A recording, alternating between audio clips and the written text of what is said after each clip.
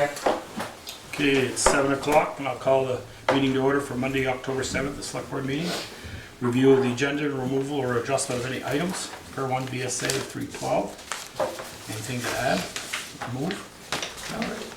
No, I think we're good. Okay, public forum. Anybody would like to speak on a subject that's not on the agenda? Up to 5 minutes. Jimmy Q. First things, I want to withdraw my name from the select board list. I don't think this is the proper way to do it. Gives everybody an unfair advantage because everybody else to say what the other guy wanted to say. So I withdraw my name from that. My most important one though, is I have here mine and all the members of the advisory board's resignations. Letter of recognition is there, that distributed. That's all I have to say. Okay. Janet Crossman, George Smith, and David Lawyer. And then there's, Jimmy has a two pages and a 3 lines letter. I will have that put in the record just to not read it at this time due to time. Okay, thank you, Mr. Not right now. Okay. Okay, any others? Okay, appointments. Jody Lathrop, Green Mountain Stage Race Concerns. Jody, would you like to come up? Sure. Jason's also with me this evening. You're the one that. Sure, he lets me do this talking. I have some serious concerns about the stage race. It's been going on for quite a long time. I've lived at 265 Rounds Road for at least 15 years of the amount of time that they've been coming down through from the notch. We own property in the notch. We own a house on 265 Rounds Road, which is a private driveway. We own the 44 South Street location. And we're just tired of this race. We're tired of it. It is overwhelming on the day they're here. I get anxiety to the buildup of it with the little yellow signs appearing at the bottom of the driveways, on the business. We're just tired of it. I'm not per se against the race completely coming through the center of Bristol, through Main Street. I just would like the route changed. I'm tired of the route coming down through. I can't leave my house unless I leave before 8 a.m. and plan to be back after 1 o'clock in the afternoon. This last year again, there were quite a few people that came down through off that notch down through South Street there around the little houses that sit by the river. They must have been doing 40 miles an hour, 45 miles an hour down through there. And then we have the issue in the notch on the piece of land that we own where there was some work done via the town and the water folks from Otter Creek. That area is really dangerous. And if they're coming down through there, there's no vegetation holding the ground in place. Jody, where is that? Just for in the notch, when you say the upper, in the notch, Where the cement blocks have been put, The landfall. where the bank is. landfall. Oh, okay, land. yes, okay. And if we have a good rain like today, I'm sure if we went up there tomorrow, there's probably all kinds of ruts in the road, washboarding, some ditching in terms of cars trying to get up through there because the water's just coming right down off it. I mean, that's another issue for another day, and we've been conversing about that over the last few years. And I know there's a fix for that soon, but as a landowner, it makes me very nervous to have the amount of bicyclists that are coming down through there with their skinny road tires, and I have no idea who has what for insurance. It's a huge liability. This year, for the first time in a few years, they actually chose to use my private driveway for the little medical van. The people in it were very pleasant, very nice, they were very conscientious, but it is a private driveway. I was not asked, they did not give us a call to see if we would be okay with them using it. Now, the bicyclists that broke down and were upset that their tires didn't hold coming down through the notch, that were pulled into like the South Street lower area, across from the old gravel pit area, they were rude and obnoxious. They were just flat out, a couple of them, I think, bonkers. All I was doing on that day was trying to across from the go. mill, excuse me. Yeah, It's across the mill. between Okay. my house on Rounds Road, Yeah, in the middle. property we own on Carlstrom Road, and the South Street business. And I got screamed at 6 different times. Why were they screaming at you? I'm just trying to drive. Oh. I'm just literally trying to go down the road. The first time it was a pack of them on a motorcycle, with a motorcycle guy sort of leading them away, and I'm like, dude, I mean, I don't really understand what protection you are on a motorcycle with them. I'm trying to pull into the business, there's cars coming, I can't just get out of the traffic, I have to follow the road rules. You know, and it's been literally, I don't know, 14, 15 years we've lived there, and this goes on every single year. And we try to be good people in terms of, okay, it's just a few hours. Maybe they'll buy a coffee up street, maybe they won't, who knows? But it's like, the route is worn out. Change the route. Jody, I understand your frustration, but I also know there's families in the lower notch that make a big party out of this. They put on costumes, they hand out refreshments as the bikers go by, and they think it's a wonderful thing. So if we change it, next week they'll be in here. Why did you change it? It's hard to make everybody happy. I understand your frustration. They did And I- change the route. They did when the bridge was Was out. out. They went up Okay. 116. Yeah, they used to come up Hewitt Road, I think. Right, or something. Yeah. No, they came up 116 to, Oh, Came up all the Stony way Hill. through, right? and Oh, did that, the previous boards had some concerns, and Beaker can vouch to that. You know, they started down from getting up above Stony Hill by the new fire station, and they started headed east, and when they went through this light, they were going. Yeah, Oh, yeah. They were doing the speed limit. let's say. So I would if say, you no, sanction because I didn't it- track them, So if you sanction it next we had year, an elderly lady get hurt on Yeah. East Street Yeah, years ago. I know. So we made them, And I had and a- they have to come up South Street. I would like to see them personally come up 116 I and would Hewitt too, stay on Road. the state Hewitt- highway. And Hewitt Road. I'm against them coming over West Street because of the speed they can get, unless we can figure that to slow that down. well, that's the state of just my Vermont's opinion, issue, not because the that's a board's. state highway. I mean, technically it's a state highway, so that's the state of Vermont's issue with Well, it. when they come up over the hill, it's ours then. Well, It's on whatever. West Street. But what I'm here is to notify you that next year, if it's sanctioned to come down through past my properties, the lawyer will be contacting the town of Bristol and the Green Mountain Stage Race, and I'm gonna wanna be held as additionally insured on the town's insurance policy, plus the stage race's policy, and I want proof of what their insurance is. Because as a landowner, I'm liable if somebody's on my private property and they fall down and injure themselves and get hurt, whether they're racing or not. And I don't have a write-off from every single person who was on my property at 44 South Street the day of that race. And there were quite a few. And it's just that simple. And I don't think that's requesting too much, frankly. And after living there, 14, 15, 16 years, paying pretty decent property taxes in this town, I'm sorry, I don't like to go to the bottom of my driveway in my bathroom and drink a mimosa while they're going by. Okay. Some people No, work. you should. Some people are working. I mean, that's the thing, we're working. So you were saying when you left your driveway and cars were coming down South Street and you were going into the mill to go to work on Saturday morning, and they were Well, it was coming up behind Sunday, you, it was but- Sunday, excuse me, a Sunday. Yeah, and there was blowing the traffic horn. coming down South So you Street. couldn't cut- yeah, I could I not understand turn that into the fully. driveway. I get that fully. And they're yeah. yelling at me to get out of the road. Blah. It's ridiculousness. I'm sorry, I realize they're competitive and they're in some sort of, European Gamache, whatever, and they're racking up their points. But real people live here and real people are trying to live their lives. And if we have dry weather, we're running log trucks on a Sunday in and out of there at times. We're delivering log loads of firewood to people to heat their homes in the wintertime, because we have to do it when we can do it and when they're home. I understand that. And it's a business, Yeah. and heating products, we can run 7 days a week. It's that simple. That particular day, we didn't happen to have that going on, but, in the past, we have.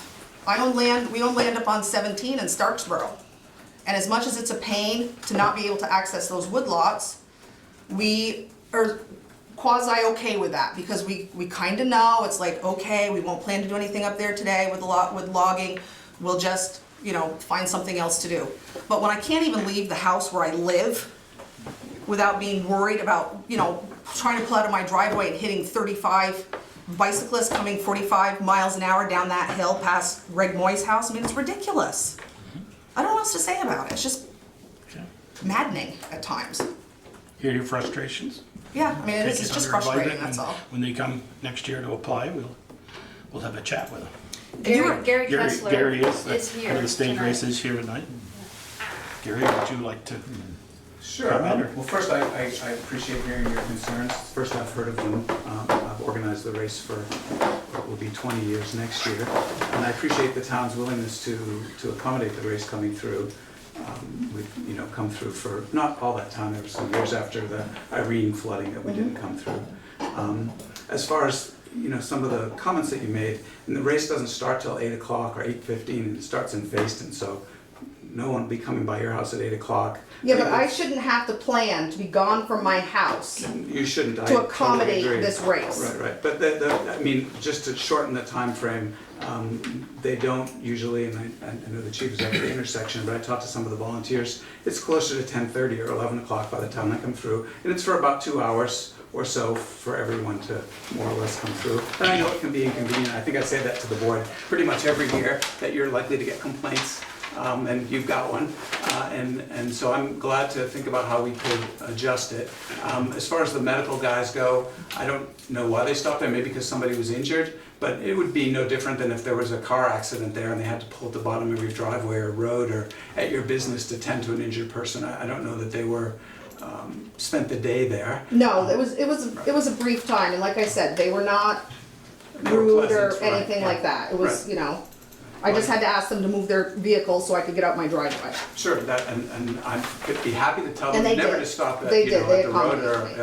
or on your property. As far as insurance goes, I mean, we're not running the race on your property, but I'm happy to add you as an additional insured. The town is an additional insured on the insurance policy. I can get you the binder for that too, come next year. I'd also be happy to consider using Hewitt Road if that made more sense. I don't know if that'll. It does make a huge difference, because as they're coming off of the dirt road, coming down onto what becomes that lower notch South Street area, the speeds that they're, I mean, it's just incredible, the speeds they're coming down that hill. I mean, I know from the bottom of your road, it's slightly uphill. I think further up in the notch, they can probably go 35 or so, but. Well, the hill that's right adjacent to Carlstrom Road is where they're coming down, they pick up, Right. they're keeping speed going past my driveway, and they don't lose it until they hit the mill corner, the mill Right. hill corner turn there. Well, I'll be happy to consider Hewitt Road. We've talked about that in the past. Initially, we couldn't do that because of the one-lane bridge on 116, or Correct. 116, Right. way back when. So that's how we ended up going up in the Notch Road in the first place. As far as, you know, the race's contribution, I guess it's more, and not so much in this area. I do work at the local high school too. We have some of the kids come out and volunteer, contribute to the teams there. It brings about 1,000 people, not all of them are racers, into Vermont from around the world, not just from the United States, but from other countries I as don't well. knock its validity at all. Sure. I mean, it's No, a I lovely appreciate event. that. It's just, we're just worn out with it coming past that, down through the house there. And I know it's not just me. I didn't gather up a pack of people to come tonight, and I very easily could have. So, because it's not just me, I'm representing sort of a faction of older people that try to come down out of the notch to go to church and go do different things, and they're just, you know, it's startling. Oh, absolutely, and that's why we put the signs up in advance. I'm Yeah, sorry if those are but not it is appreciated, but it's the And idea to if get they people can, they to- try to avoid it and go down the notch the other way and come back up around, but it's like, I don't, All right. you know, it's just one of those things. It's just, if you could change the route, that would be extremely helpful. Sure, well, if Hewitt Road works better, I'm happy to look at that, and we can talk about that for next year. I'm hoping to do it next year. It would be the Hewitt 20th Road now will anniversary be of the up race. Sure. So we can have it at least one more time. The other So thing would be nice is, as on your website, I noticed, the only businesses that you list, like for restaurants and whatnot, are all in Waitsfield. So do you, for each stage of this race, list like different places? Like, nothing in Bristol was listed. We do in the race technical guide. The website probably could be more updated than it presently is. That would probably be lovely for the community at least. I mean, maybe Cupboards would open early and sell a few coffees. Well, no, I You know? mean, I try to buy lunch, so we do a little gathering for the kids who work the race, provide them with food and lunch, and the coaches, and then do something at the end of their cross-country season, and they buy the pizza at Covers is the. Well, that's good at least. That's- We try to do That's something. good. Yeah, no problem, thank you. Great, well, thank you very much Yep. for coming. Yep, thank you, and I'll be in touch. Okay, great. Thanks, Jody. You can stay if you'd like. Yeah, no, we're good, that's it for me. Just 7:10. Nice to meet you as well. Request, Thank you. thanks. Request to close School Street and change the traffic flow on Park Place on October 31st, 5 PM to 7 PM for trunk or treat event off the town greens. Thanks, Karen. I think Ted and Megan are here to speak on that. If you'd like to guys come up.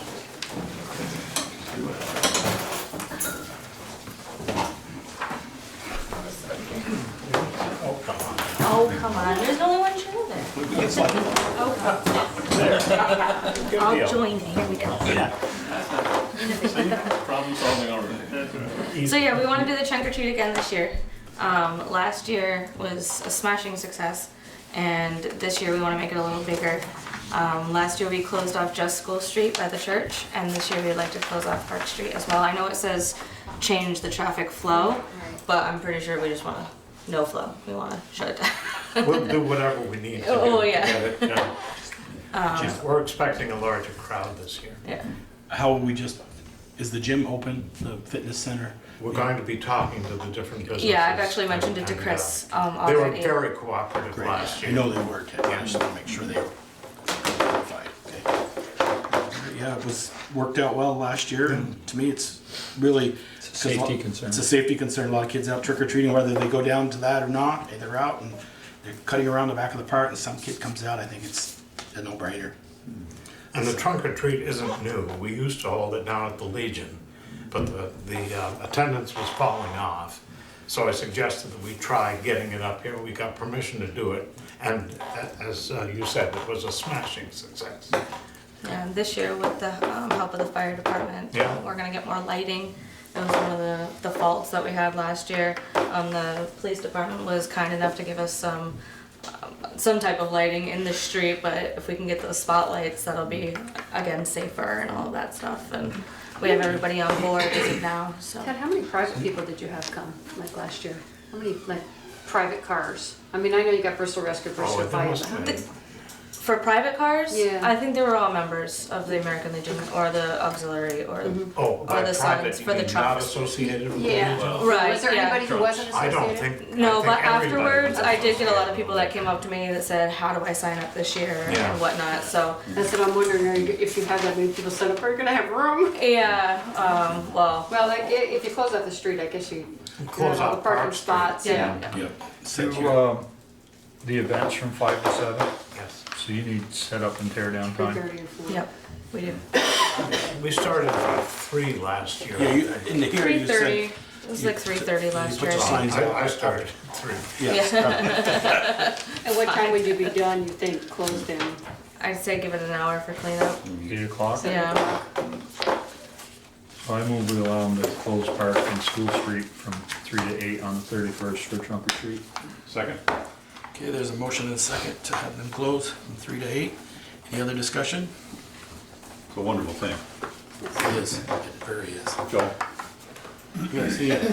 If you need more lighting, Bristol Core has some sort of decorative. It's like a 40-foot lengths of like LED bulbs that you could maybe string across or something. We purchased it for a project that haven't done yet, so I'm happy to lend that to you if you want to use that. Sure, thank you very much, we'll reach out to you. Okay, great. Yeah. Hearing none anymore? All those in favor of allowing this to happen from 3 to 8, please say aye. All right. Opposed? Okay. Okay. Good luck. Thank you very Thank you much. very much, you. guys. Okay, 7:15, just about. Select Board vacancy candidate interviews. And I just want to say about this, I'm in agreement that I don't think it's fair to have candidates listen to what other people say. Never been involved in any interviews before where that was allowed. My opinion, I don't know. Obviously, the board hasn't had an opportunity to talk about we this. have not. I mean, all the candidates got They got the questions. the questions. Or more questions may be asked, may not. Yeah, yeah, There may be others. Yeah, maybe others. I agree, Peter, I did talk it over with Valerie this morning, and we have the 7 names in here to draw out, so it's not like, well, Or how about did you pick? 6 now. We're down to 6 now, yes. So, the 7. Who's the, I know Jim, but who's the other one? Dave Cobb. Dave Cobb. Thank you. Did he pull his name or he just couldn't make it? He pulled. Okay. Yeah, he's gonna have knee surgery here shortly, and Okay. he wouldn't be able to commit the time. Okay. Joe, why don't you, the other candidates, call them in one by one, have them in a soundproof box, that one. Well, I would like to suggest that all the candidates, after I draw one, stay and the rest of them leave. It is a public meeting, and the rest of the public can stay and listen, and we can't shut the door. So, but if the rest of the candidates would like to go down the hall and We've done commission interviews before with more than one person. We have. My thought, if you wanted to make it fair, then this is just my thoughts. Like I said, we haven't had a chance to discuss this as a board, but I thought about it today when the question was raised.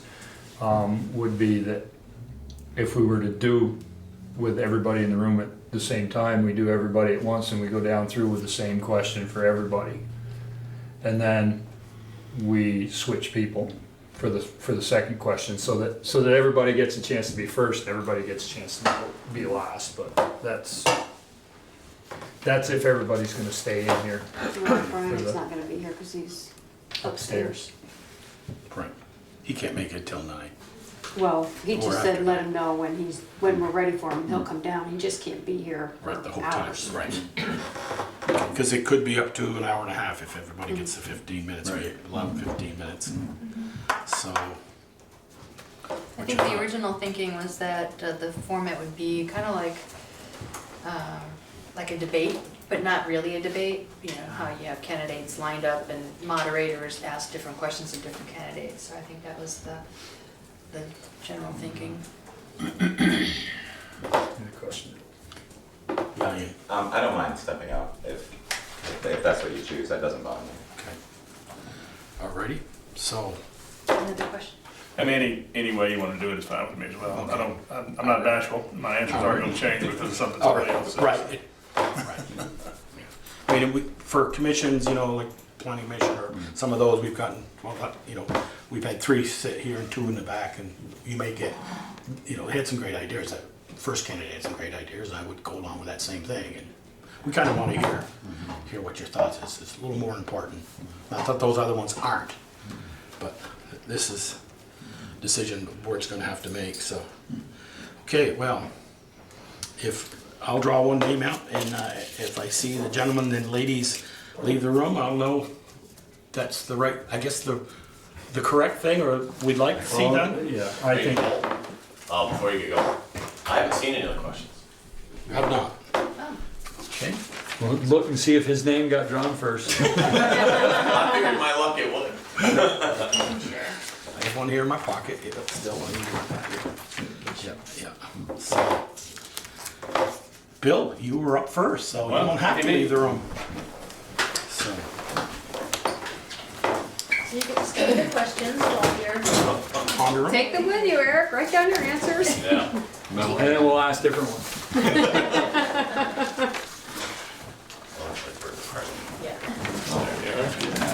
We're gonna even have to ask you. Well, and the thing is this is just my general thoughts. Probably won't say it exactly like that. I memorized. Good evening, by the way. Thank you. Welcome. First, Bill, why don't you fully introduce yourself and where you live?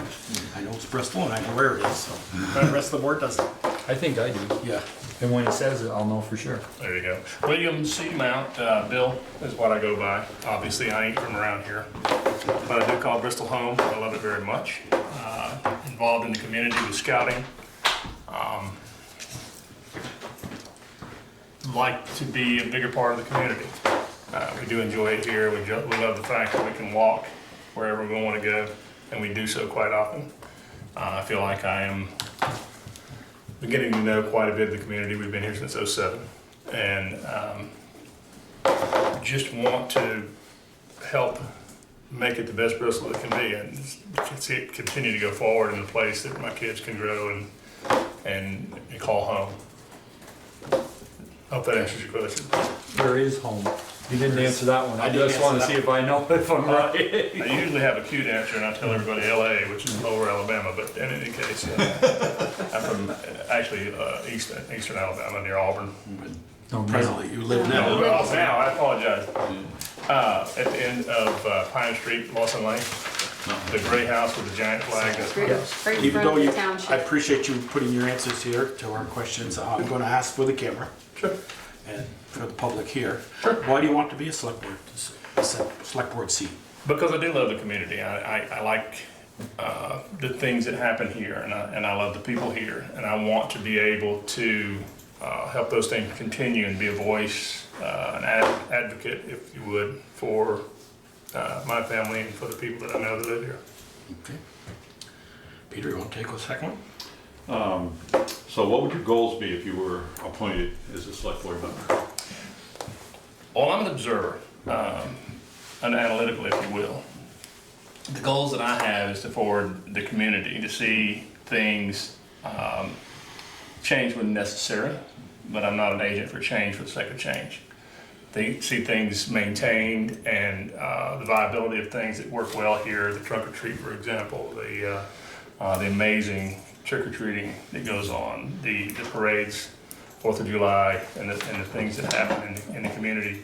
And then when things don't work, when we make a decision, when things happen in the town, it doesn't work, to be able to take a thoughtful look at it and address what's necessary. Okay. Thank you. Now, I know you're in town, you know, and you said you walk around, but do you ever like travel outside of the village area? Absolutely. So do you see a lot of things outside of the village that you, because I'm looking at your say, what are your big issues in the town you feel select board needs to deal with? You talk about infrastructure, so I'm just curious if you've seen stuff outside of the village area, because. Well, you do. I know the road crew is amazing. They take care of things. They're Johnny on the spot. If you report something to them, they're really good about taking care of it. That said, it's a constant battle with the type of weather that there is here, the type of things that go on.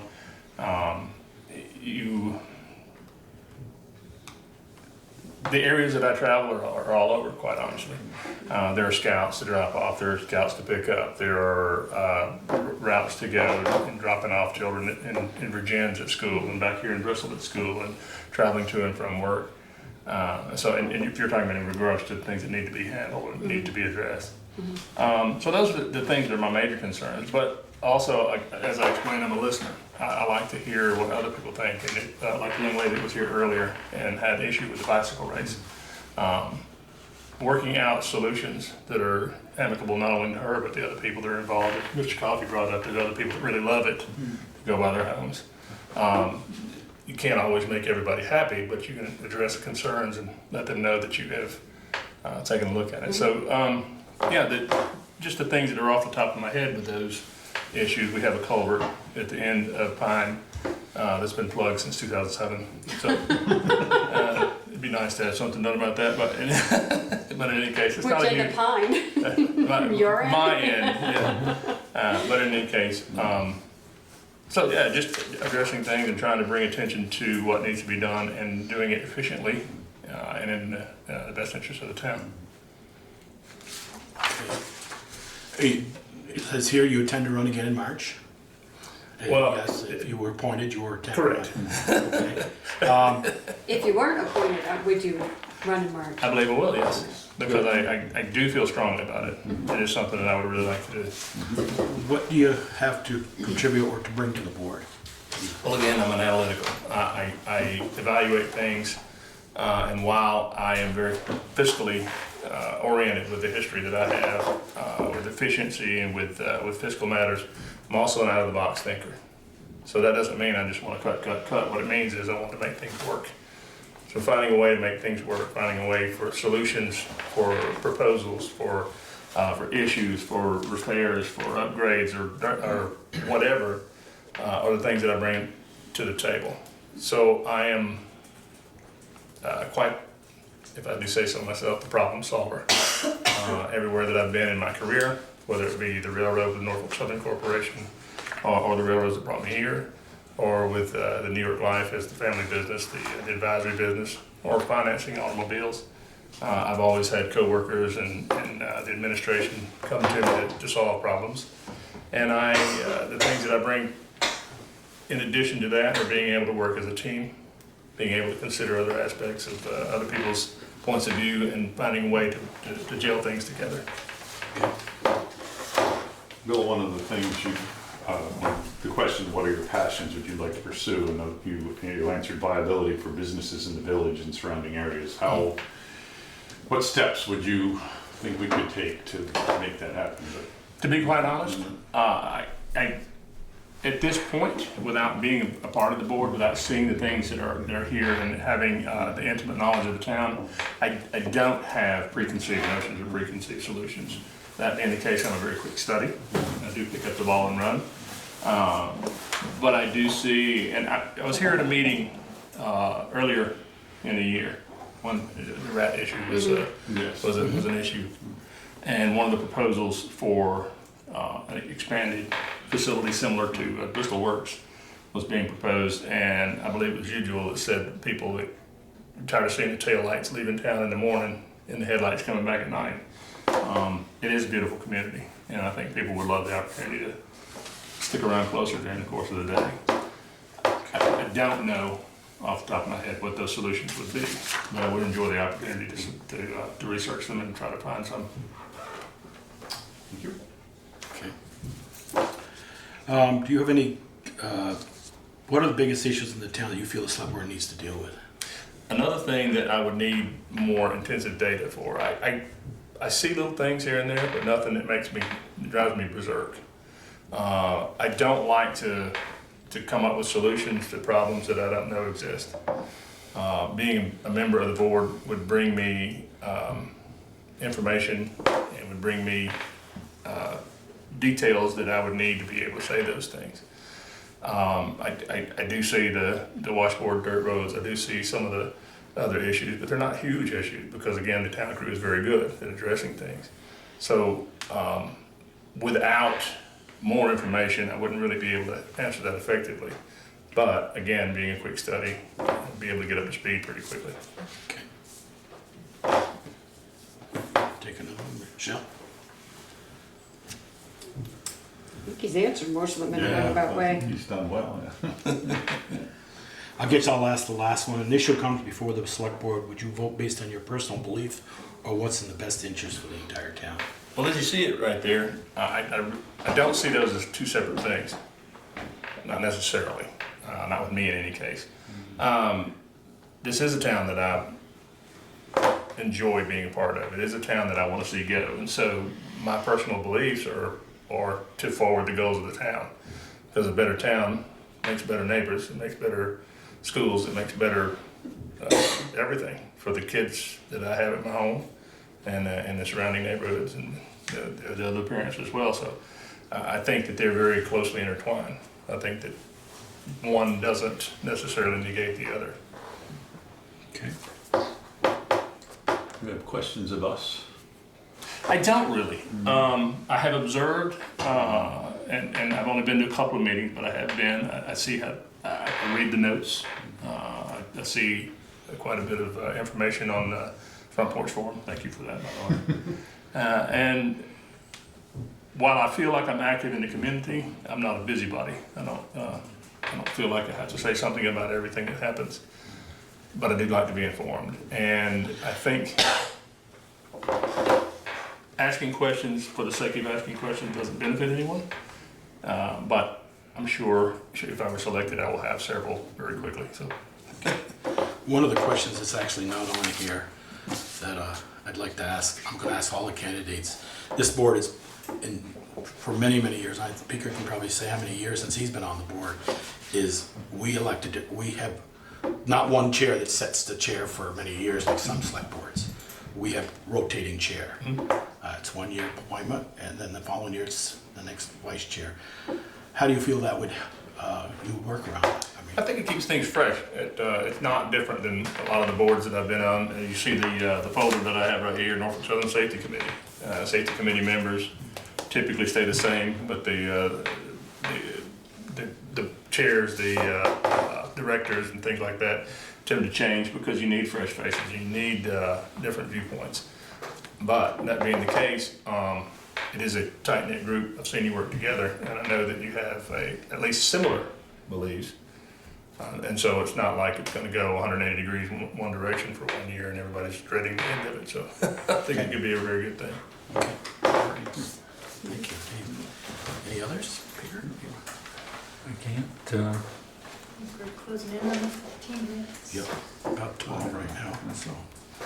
Okay, well, we thank you, Bill. Sure. What would you like me to do? You want me to stick around? And You can.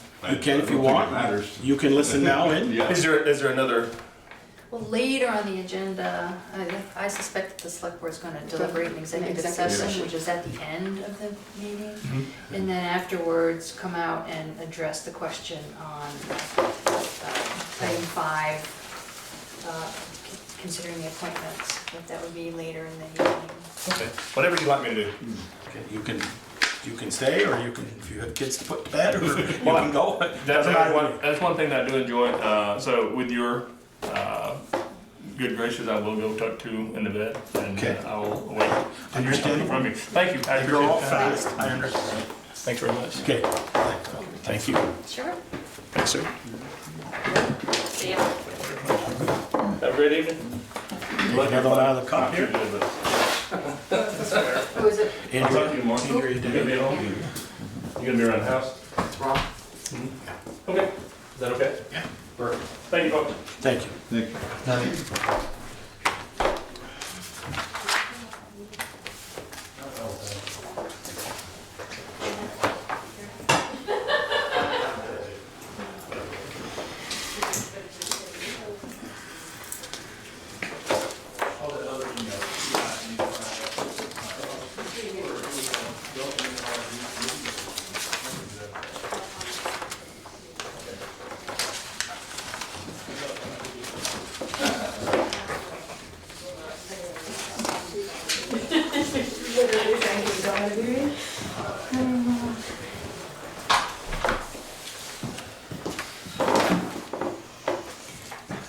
Before we get started, you're gonna have about 15 minutes, if you don't need it all, as you see the last one. Depends on how hard she gets grilled. So I asked Bill the first Make it question, easy. just, where you live, Introduce yourself. introduce where you yourself live. to us first. before we ask any Okay. questions. So I'm Annie Denny, and I live here in Bristol. I live on Mountain Street, corner of Mountain and Debenham. And I don't know what else you want me to say. You know who I am. I was here not that long ago for the. In that very Okay, chair. I'll say, Yes. I'll ask the first question. Why do you want this select board seat?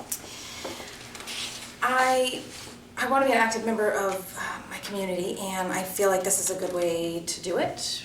When I was younger, I actually didn't vote in any elections other than the major presidential elections because I didn't realize that they affected me. It wasn't until probably maybe 10 years ago or so that I realized that things like the town budget and electing town officials affected me at all. And so it was probably 6 or 7 years ago that I realized the significance of the select board and how much you guys actually do and how important you guys are. So I was a little too nervous. Us that's important, it's the positions. Well, yeah, that's what I meant. You know what I meant. That's why you hung up. If you were appointed, what are your goals as a select board member? My goals would be, at first, definitely to learn as much as possible, as quickly as possible. So at first, I think I would just be a sponge, absorbing as much as I could. And then after that, it would be I would really just try to meaningfully contribute as much as I could every week. And then be a select board liaison on other committees as needed, whatever you need me to do. Do you intend to run, if appointed, do you intend to run again in March, or would you consider running in March if you were not appointed?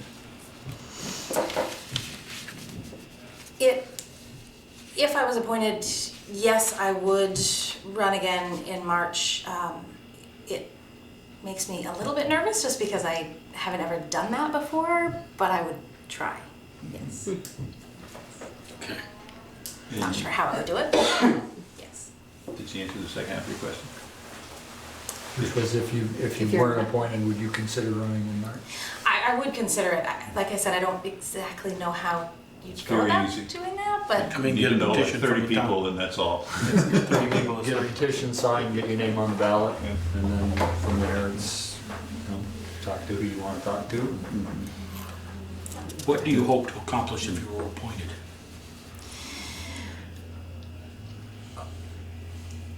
I don't have a specific agenda in mind. That's not why I'm doing it. I'm really just looking at it as a way to just contribute to my community and my town as a whole. It's Okay. not the agenda.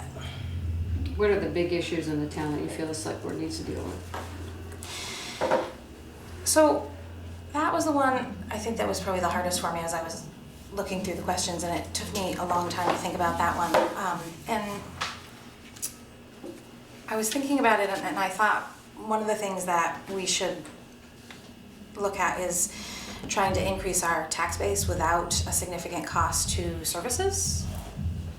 For instance, that the new commercial property that, like the one that's going up down on 116 and Hewitt Road, is a good example of that, which I realize would raise a whole other issue, which would be location for commercial properties with commercial vehicle traffic staying on the main roads, 116 and 17, Moncton Road. All right. What are your passions that you would like to pursue on the board? Is that maybe that? Honestly, I really just want to fit in and help out where needed, wherever you guys need me. And I mean, I figured that Ted was probably, a select board liaison on other committees, and whatever it was that he was doing, I figured I could do that and help out, and whatever it is that you guys need me to do. Do you have any other commitments that would prevent you from attending board meetings or being able to be a select board liaison? Tied my tongue up there. So the one that I do have is I teach an evening Excel class at the Hannaford Career Center. They set the fall schedule months ago, and they did set my class up to run on Monday evenings from 6 to 8. That class starts next week and it runs for 8 weeks. So if I did get appointed, I would probably miss the first hour of the next 3 board meetings because they're every other week, right? Yeah, then you change it to 6 at some point. In November. So then you'd be having to. We changed, time change. Time change. Oh, okay. So then For 8 weeks. for three of those meetings, then and what I was going to say was I would, if appointed, I would talk to my students next week, which is the first day of class, and see if they were willing and able to shift the class to 5 to 7 p.m. so that I could, teach the class and then, rush here and then really not miss more than just maybe the first few minutes of it. If it shifts to 6 to 8. You'll be here, yeah, probably. But No laughing. other than that, I don't. I'm still doing that. We also tend to meet every week, starting in early December, we're doing the budget, just because of the intensity of that. So, but you should be done by then. Yeah, it's When initial come before the select board, would you vote based on your personal belief or what is the best for the entire town? I would listen to all viewpoints, and then I would vote for what I believe is best for the community as a whole, and not what may have been done in the past or what is considered politically correct. Okay.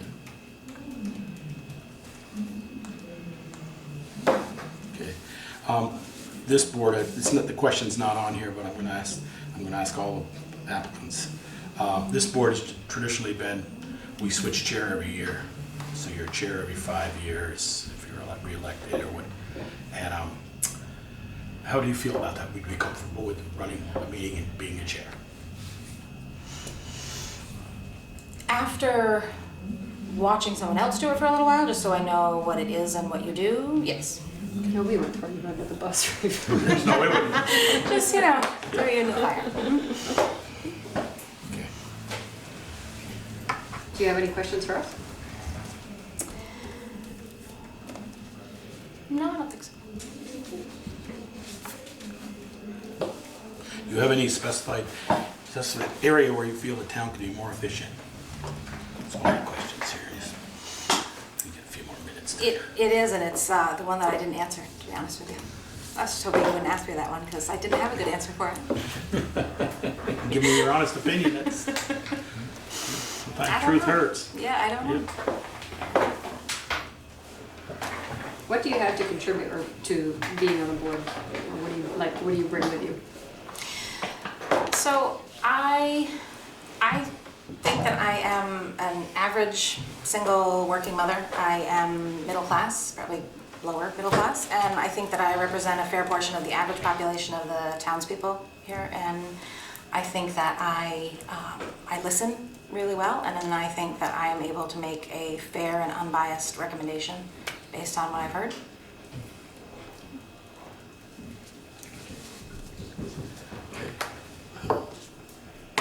Do you have any questions for us? I just asked them. You did? I still don't know. Focus on his question. No, I'm sorry. So, okay, we're, as we told Bill before, you can, more than glad to stay and listen to the rest of them because you've already given your answers. We're going to go probably into executive session at the end, all right, and then we'll make a decision at the end of the night. Okay. Or you can. And then You can Chris- order home, head home, You don't have to. and do it. Email people and let us know after. Mm-hmm. Okay. Yep. All right. Okay. Thank you very much. I'm ready. Thank you. Thank you.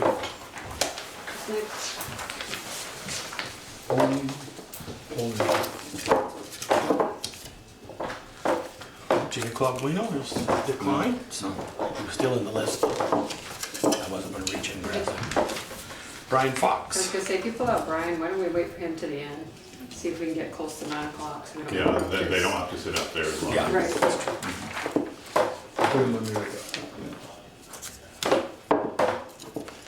You kind of get along with that thing, didn't you? Long enough to cut it.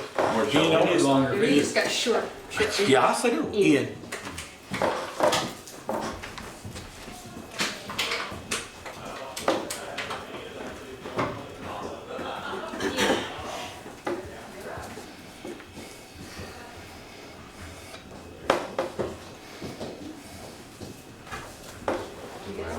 They're leaving, they're sweating. We're so hard. No, we're a tough crowd. I'm gonna forget everything now.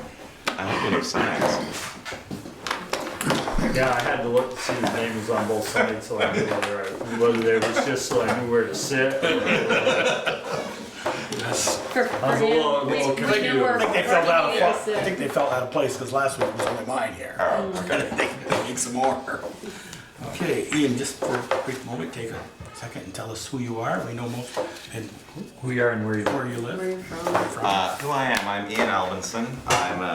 Live right in town on Mountain Terrace. I'm a designer with my wife, but I also run Bristol Core, which is a nonprofit group, downtown group.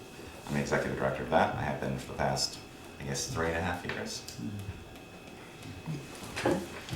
And I understand you have a little one. That's I have 2 little ones Two now, little ones yeah. now, a little I baby? haven't been attending Selectboard meetings for the last 4 months just because I have a 4-month-old. imagine what that will do. Right. Life But now, changes. I know, but now I'm back. I mean, yeah, so Max is 3 and Finn is 4 months, so, but he's great. All right. Why do you want this select board seat? Well, I ran in March for the same position, and I felt that it's a good opportunity to serve the town, and it's a nice it's a nice segue or a sort of extension of the work that I've already done for the past 5 years with Bristol Core in that position, and so I ran. I lost by 11 votes. I had very good support from a lot of the townspeople. And it was sort of an exciting thing to be a part of. And since the opportunity came back, I wanted to put my name in again. And I would run in March as well. Okay. Regardless. Regardless, right. We've asked everybody the same thing. Right. The question is there, it just says if you're appointed, would you run? But we've also asked. Yeah. What do you hope to accomplish if you're appointed? Well, I mean, so I chose the 3-year term deliberately, thinking that you'd sort of have a year to learn the process, and you'd have a year to hopefully start a project or 2, and then another year to complete. So, current projects that I'm involved with at this level with CORE is the sidewalk and lighting project. So that's something that's sort of deeply engaged in with core, and the core board sort of is supporting that and making a lot of moves with that. So I'd like to see that. That's one of the things I'd like to sort of focus on, only because it's a big project, and there are issues obviously with the West Street project, and so I'd like to have that not happen with this particular project since it's coming right through town. I mean, it's a big thing, mainly because it's now two projects. It's the paving of all of Bristol, the main town as well as the downtown, and so it affects every business on Main Street. And so with Bristol Core, that's what we're focusing on. We're trying to help businesses as much as we can, and so that would be one of my main focuses, just because it's happening next year. So that's one project. I was involved with the community center with that idea when we were looking at land on West Street, and I'd like to see that started up again. I know that's a big project, and it's a multi-year project, far longer probably than a term, but I think that's something that's a viable project and something that's really needed for the town, and I think it goes hand in hand with what the school is doing too. I think those projects have to be combined together in some way in order for us to sort of create something like that. The idea was a community center. It sort of stemmed from what happens to the hub when it becomes sort of harder to repair, and so the community center idea was sort of banded around, and that was something we were looking at. But at the same time, the middle and high school has major issues in terms of what they're looking for in the future. And they have a great committee that's sort of coming together and trying to figure out what their next moves are. And I think the community center idea, if the town decides to explore that, I think those two things go hand in hand. And so that's how I'd be involved with that, hopefully, or I have interest in that. There's obviously the new police committee and deciding what happens with that. So that's another one I'm interested in. I mean, I'm in the town, so I pay for that. But I'm interested in just seeing what the response is from the whole town in terms of they just put out the survey, so I'm curious to know what people think about what we would do. I like the police force. I'd hate to see it not be here, because I think it improves the village and town a great deal. But it's also they're exploring, similar to what they had in the survey, they're exploring a lot of different options to see what is in Bristol's future for that department. What else? I was on a communications committee for the board, for looking at Selectboard sort of involvement, and I'd like to sort of reopen that. I think that's something that we can still work on. Valerie's done an amazing job with her reports and working with her on the website and getting information out there. I think just also too, not tooting my own horn, but just sort of the fact that I got people interested, the people that I know in the community, which are younger people with families and children like myself, became more interested. And a lot of people I talked to when I said I was running didn't know anything about it really, and so it was sort of fun to sort of explain that. And I got good support. I told people that I was going to put my name forward for this, and got good support from a lot of the community, and so I think people are excited about that potential. And some of them may not know why they're excited about that. In fact, it's just me, and still don't know about the select board, but I think I'm interested in sort of getting that out there and getting more people involved. And another thing in the communications committee was sort of getting young people involved. Can we get school kids involved on boards, similar to other towns? Other towns have had very successful luck with that, and so it connects with the school and brings everything together for the town. It's not these separate sort of little silos that we have currently. Do you have any other commitments that would prevent you from attending board meetings or being able to be a select board? Apart from two young kids, no. I do. I've tried to attend every meeting for the last two and a half years. I'd stopped a little bit when we had Finn because he was 6 weeks early. Now it's sort of getting more balanced. I am still on the energy committee, but if I was appointed, I'd probably finish my term, which would be next March. Then the energy committee actually has 8 people on it now, and so if I step back, then it would be 7, which I think it should be an odd number. And they're doing really well, I think. And so no, I'm fairly open now. Okay. What are the big issues in the town that the select board needs to deal with?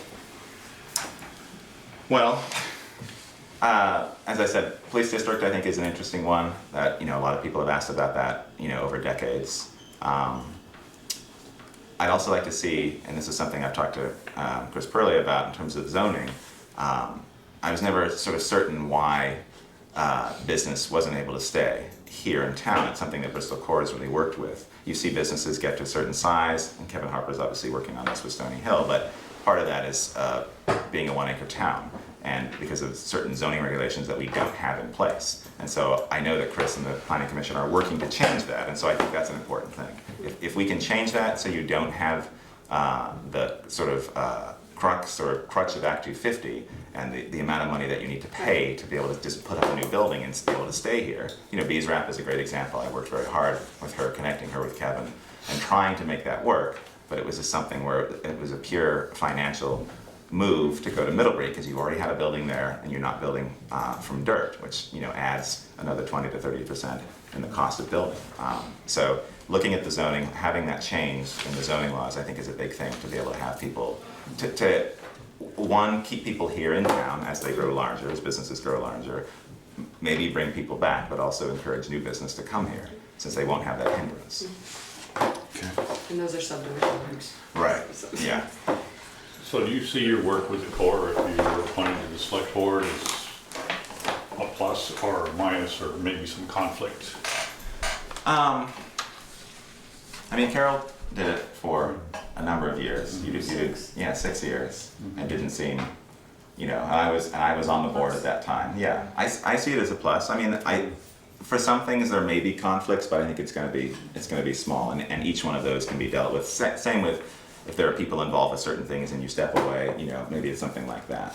But I do see it as a plus. I mean, the amount of events that we've done and the amount of people that I've met in the community who have helped or who have gotten involved with what we've done, I think is a big plus. You know, I know a wide range of the community, both residents who live here, just meeting them by putting on Pocock Rocks or Lumen, things like that, working with businesses, and also just working with both with established businesses, but also bringing new businesses in. It's nice to have people, you know, send me an email and say, hey, I just moved to town, I'm interested in doing this thing, can you chat with me? Which I sort of do, you know, every other week. So it's nice to be able to sort of work with that, and I think all that knowledge all of that just helps any decision that I'm making if I was appointed on the select board. Okay. When an issue comes before the select board, would you vote based on your personal beliefs or what is in the best for the entire town? I hope I would vote for the best interest of the town, and a lot of that, I think you have to put your personal beliefs sort of aside, and you're looking at the evidence that's presented to you, and so you're looking to your other commissions or committees if it's something to do with that. You're looking at what's presented there. You're listening to people who are involved in whatever issue it is and trying to find, you know, some common ground between what's happening. So I hope that my goal would be to look at it from a broader perspective, or at least to be able to be as informed as I can before making a decision about something. As you know, this board has traditionally always elected a new chair. It's a rotating chair, so nobody kind of sets the agenda for many years, like some towns have a chair for many, many years. How do you feel you could handle that, and how do you feel that works? I mean, I think it would be something new to me. I mean, I've seen, you know, many of you be the chair. It would be nice to have a little bit of time, you know, as a select board member to sort of ease into that. I don't have a problem with being a chair, you know, but it's usually every 5 years. Yeah, exactly. So yeah, that's not a problem in terms of, like, you know, if it was an immediate thing, I might be a bit hesitant, but yeah, no, absolutely, yeah, absolutely. Some people may say I wouldn't be comfortable. Oh, I see. Yeah, That's why Phil's the only one that wants that. No, I wouldn't have an issue with that. I did my stint quite well. Do you have any questions for us? No, I guess you know, you're in a different position than you normally are. It's kind of interesting. I've been thinking about this the last few days, knowing this was going to happen, and to me this seems like a more reasonable way to pick a select board member, where you'd ask questions and you'd make deliberations as opposed to a voted position, because then it's, you know, depending on who votes, you could get someone completely random who may have no experience. I feel that I have a lot of experience, but it's just, you know, that's just me, and because I sort of decided to take that on. But yeah, it's kind of interesting. I don't know how many other people have resigned in recent times. I don't know. I mean, I've lived here for 12 Nobody in my years. stand. Right. Yeah. And you've been here. 20 years. Yeah. So it's an interesting thing to be involved with. Okay, all right, well, as you could stay and sit, or go home and tuck the little ones in, tuck them in the bed. I bring my oldest one with me, see, that's why I gotta wait for that, I can bring my oldest one. But, you're welcome to stay, and listen, and we're gonna go into executive session later and make a decision, and we'll let you know. Okay. And you have a couple more, so I'll. Yeah, but you can stay. Oh, I can Because stay you've if you already want. done your Yeah. answers. You already done your answers. Okay, great. Well, thank you very much. Can't ask any questions. That's gotta be Kevin. Eric Carter? Oh, that's right, there's Yeah. two more. Yeah, it's 2 hours there. Yep.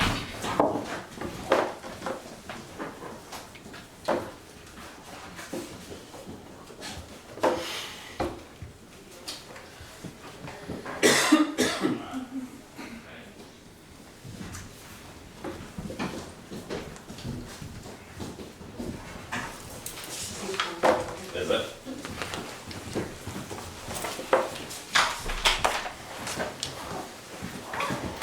Front and center. Nice chair. And we give you a little time to review the questions. Is this your good side? Oh, it's fine. Eric, just give us a moment to introduce yourself, we will, give you a moment to introduce yourself. Who you are and where you live. Where you are, who you are, and where you live. I'm Eric Brief Carter. background. Brief background. Brief background too. Eric Carter. I live in the Upper Notch. I own a business here in town. I've lived here since '95, fall of '95. I moved in. Wife's a teacher. Raised 2 kids in this town. Both graduated in college now. I still work with a lot of young people in town. Kids that are in high school. Usually more so as it pertains to basketball. A lot of individual sessions, so I get a chance to still meet and greet with a lot of families. Okay. All right. Why do you want this select board seat? Well, honestly, I wasn't aware of the fact that it had opened, and then I had my office is such that a lot of people from town are in and out. They frequent it a lot. We get a lot of discussions, and topics get discussed. People encourage me. I've given it thought for the last couple of years, but I tried to make sure that my family came first because I didn't want to be here. I'm out enough as it is. I figured one more night probably wasn't healthy for them or for me. So it's something that I have considered for a long time. The opening was there. I think that I would like to have an opportunity to serve people from the town of Bristol. I like working with people as it is, but this gives me an opportunity to work with people that I don't know, and other people in the town that I hear from that are, they got something to say. So it gives me a chance to maybe have an ear. So Eric, if you were appointed, would you run again in March? You know what, we were standing out there in the lobby, and I said to them, I was like, so when I looked down through the list, it seems like most of these questions you could answer yes or no, couldn't you? And a couple of the other candidates said, well, I think maybe there's only one that I can't answer yes or no to, and that was the one. And I said, I don't think that's the only one I feel like I can't answer yes or no to. So I would say I don't know. I would like to answer honestly and say yes, I definitely would, but I may decide between now and in February, March, that it's not something that I care for. But I'd like to think that I would answer yes to that. Okay, if you're not appointed, would you run in March? I may run in March if I'm not appointed, yeah.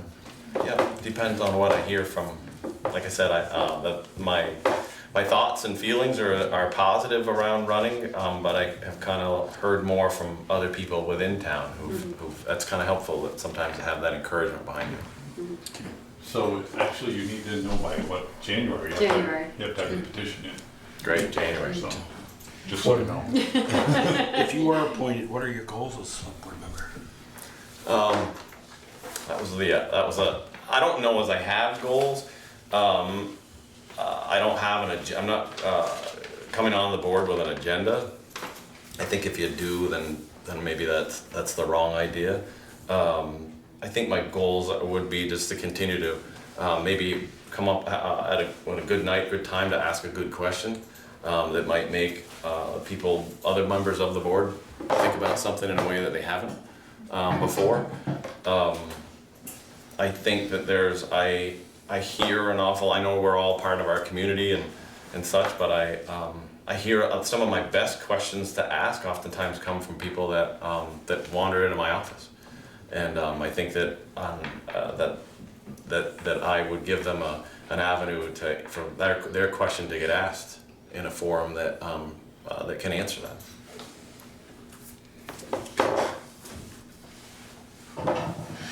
Do you have any specific area where you feel the town could be more efficient?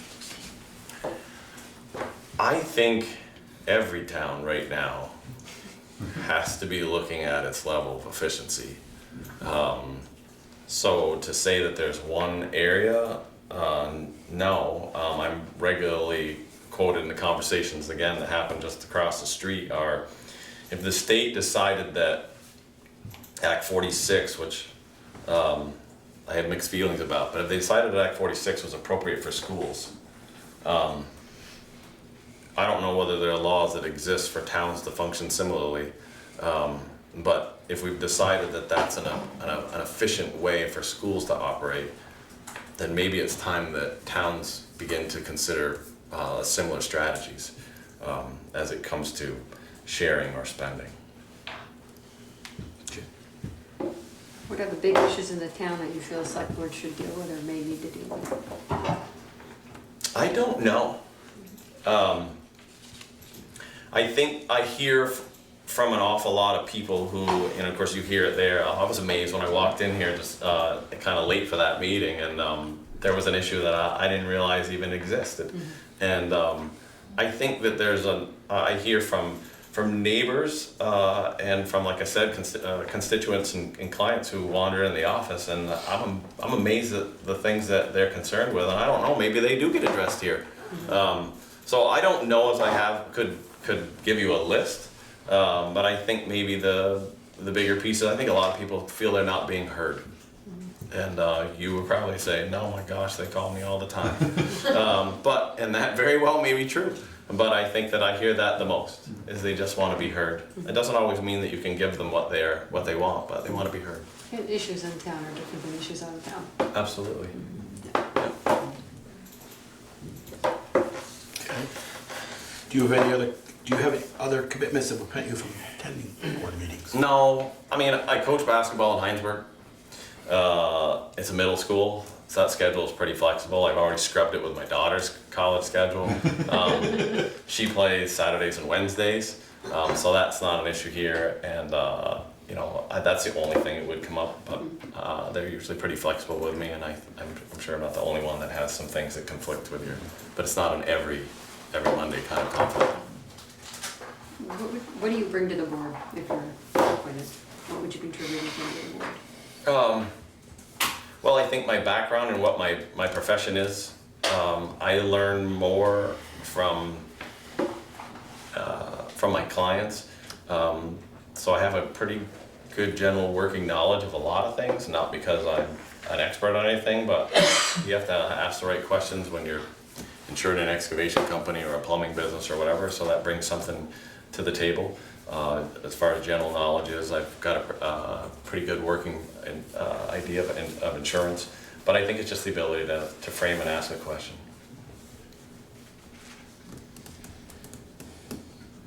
Do you have any pet peeves that might affect your role on the board? No. Okay. When an issue comes before the select board, would you vote based on your personal beliefs or what's best for the entire town? No, I think vote should be should lean towards what your constituents, and that's the town of Bristol. What how it can most positively affect the most people within the town.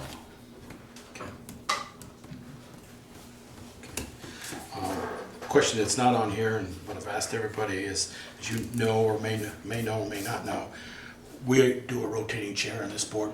For 20 years, the speaker's been on the new chair every year. So once every 5 years, and it won't be the first year. But do you feel comfortable with that or not comfortable with that? I don't have a problem with the chair. Okay. Okay. Do you have any questions for us? No. Okay. I think you've got a good group of candidates. Having standing out there, visiting with everybody out there, I think that's a good group. I don't think you can go wrong with any of the choices you have out there. Thank you. All right, thank you. You're welcome to stay. Say hi to Monica. I will, I may not run out.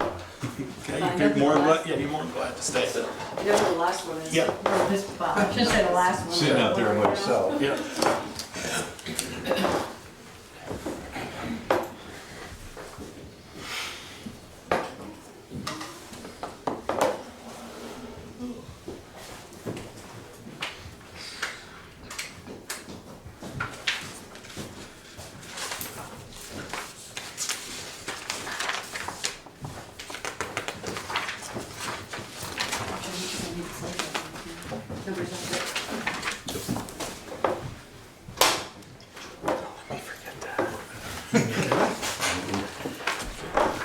If you want to just give a brief, take a minute to introduce yourself. Okay.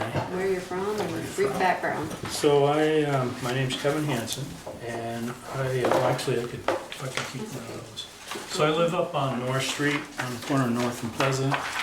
Grew up on Church Street, so I've spent virtually all my life in Bristol. I've recently retired, well, 4 or 5 years ago, I retired from, it was probably best known as Goodrich or Simmons, as a facilities manager. I worked out there for 29 years. I sprung off that and started a brewery from scratch, pretty much in my barn as a home occupation, and sold that at the end of last year, so I guess I'm technically retired now. I still play around a little bit when somebody needs some help, ask questions, that stuff. Okay. Why do you want this select board seat? Well, so... And I know you, Kevin, thank you for passing Yeah, this so out. I depending on how wordy we get, or, run out of time, I thought I'd put some thoughts down. So, I've had a few people tap on my shoulder, and so that's got the gears grinding, and I've been receptive to it.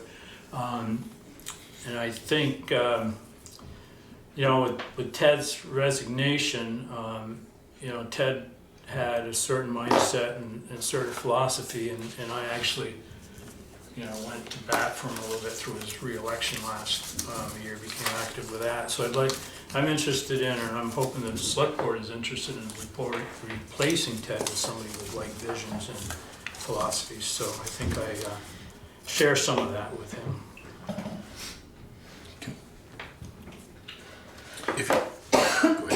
If appointed, what are your goals as a select board member? So I don't have any grandiose, nice little things that I envision. A lot of it's tactical. I think Bristol's prudently run, and there's certain things that are happening in town that make it unique. But I think I'd like to continue and be sensitive to the needs of the residents. We're not a rich town, and there's a tax burden, significant tax burden on a lot of people in town. I think it's important to be respectful of that and try to run a tight ship, if you will. You hear a lot about revitalization of the downtown and business parks and all that kind of stuff. And it's important for the town, and it's important for the town to be supportive, but there's only so much it seems like the select board can do to enhance that, particularly when you give the demographics of people tending to drive out of town for services and do stuff mail online and all that kind of stuff. So there's those efforts going on, and but the more important thing for the town to do is be strategic with keeping a tax base that's affordable for people in town. What are big issues in the town that you feel the select board needs to deal with? I think that this natural gas project needs to be kept open. I think there's a lot of opportunity for that to be a positive impact. It will allow people to heat their homes more affordably, if you will. There's some pretty aggressive weatherization projects that are associated with that project. There's the option for renewable gas, and it helps the tax base with new services. So I think that's a very important thing to keep open and try to move forward. There's a lot of other things that happen, and I thought about, like, there's a lot of discussion about the Main Street and redoing the Main Street and paving, West Street through East Street and all that kind of stuff. And, that's a significant undertaking, but that's sort of a maintenance thing that's keeping what's here going, if you will, as opposed to building and expanding into something that would change the landscape or the landscape of the town. So I don't consider that being something to, I don't consider that to be something that will be a big project, if you will, to change things around town. Okay. Do you have any pet peeves that might affect your role? Boy, I don't think so. I know what you put down in your answer here, but on camera I never run. I don't know. That kind of goes along with, there was a question in here, something to the effect, which one is it? What role do you see yourself playing? Or how can you make the town more efficient, if you will? And I think pet peeves, tend to get emotional, but there's a lot of concepts, and I've experienced this with other boards, where looking in from the outside is a whole lot different than being on the inside looking out. And all of a sudden, there becomes issues that, based on the greater attention and knowledge that you have, changes what people that float in and out around the town may see as an activity or result of what any sort of a governing body might do. Okay. What role do you see yourself playing once you get on the board?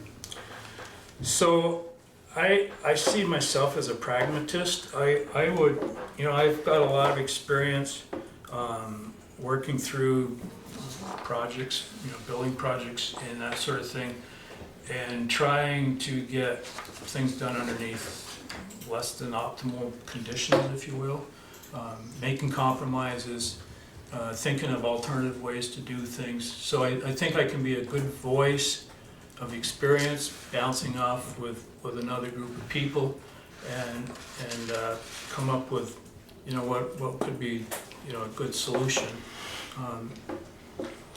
And I don't see myself as necessarily an advocate for a lot of growth or a lot of change in town.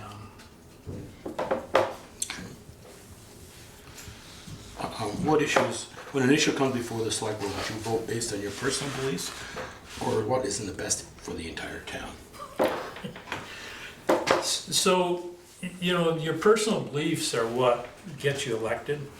When you run for an office, you go out and people look at you for what you believe, what you talk about, and that sort of thing. So you can't lose sight of that.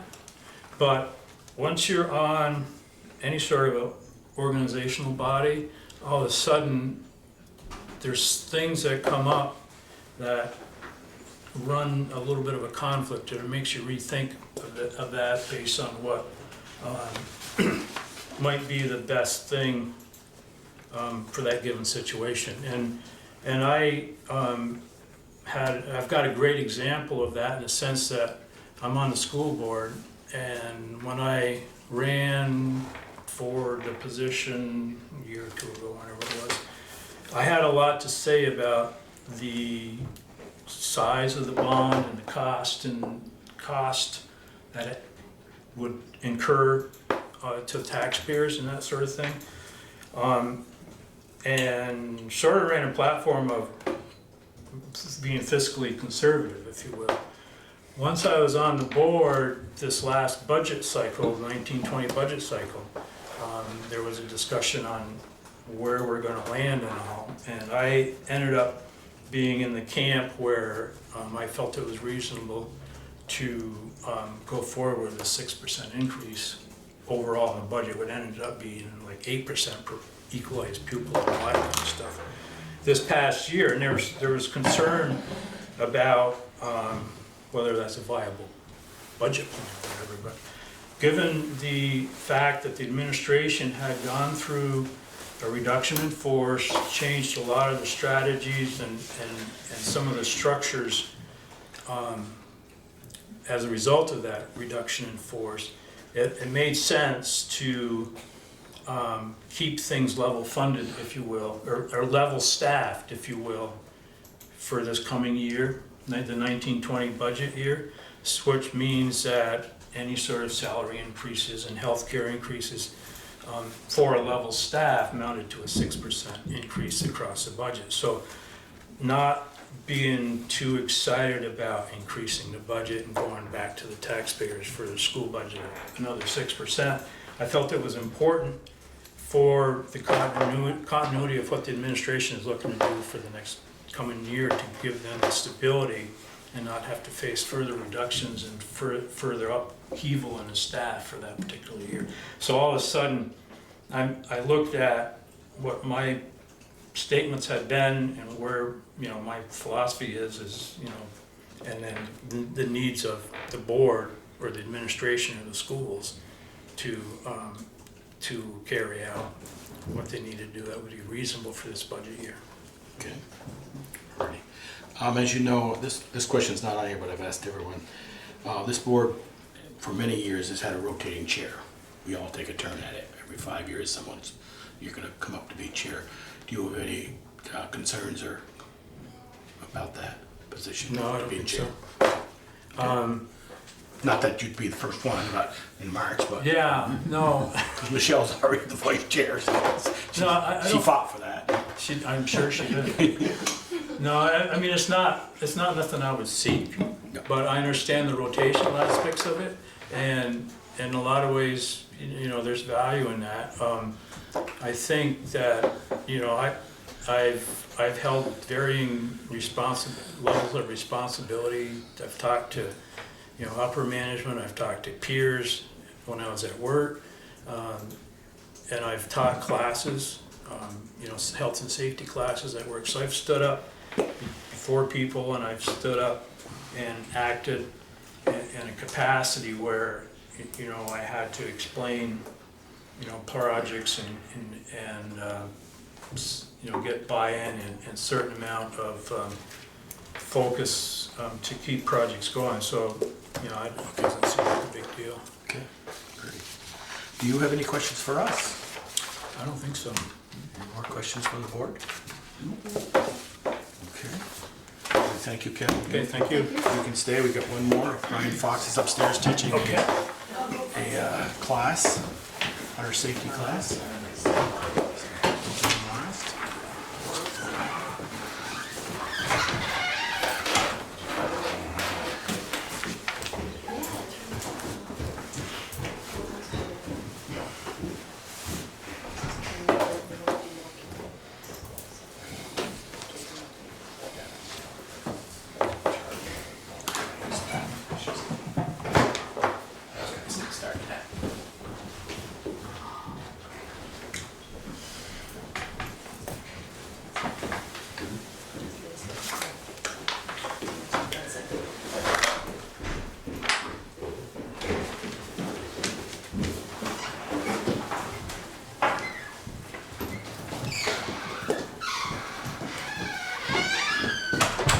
Seat. Should be all Big done up. Apparently you had a little bit of time. We're waiting for our chair to come back. Oh, okay. Jealousy was leaving.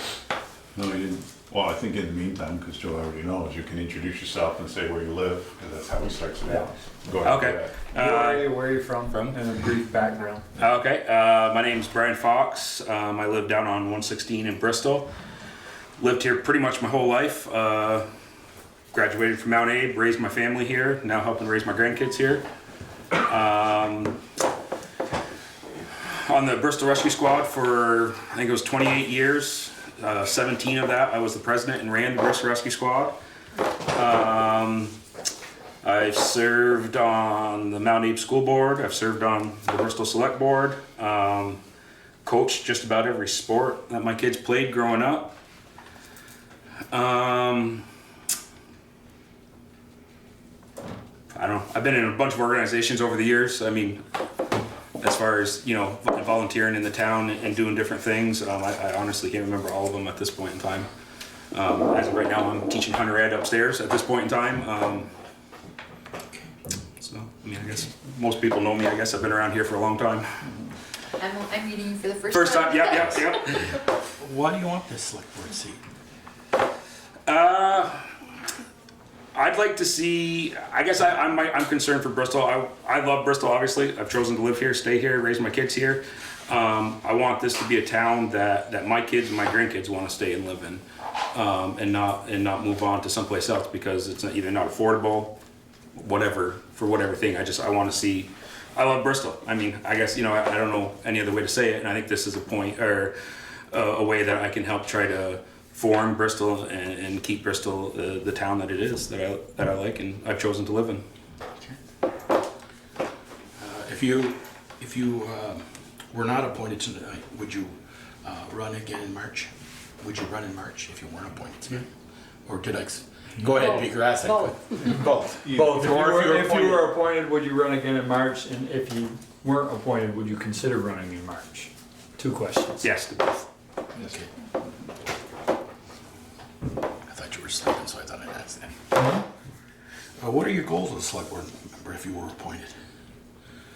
Goals? You just stated them about that. Yeah, I mean, I think the goals is just to try to, you know, make Bristol the best town that it can be in you know, in any way that's needed. You know, when I was on the board last time, I mean, you know, one of the big things I helped, I mean, you know, whether people liked it or not, I mean, it was the right thing to do to close the dump. You know, I was part of that. I went numerous meetings to Montpelier with Peaker and Charisse, meetings with Casellas, you know, to try to, you know, to do what was best for the town. So, I mean, I think just my goal would be to do whatever's best for the town and the townspeople.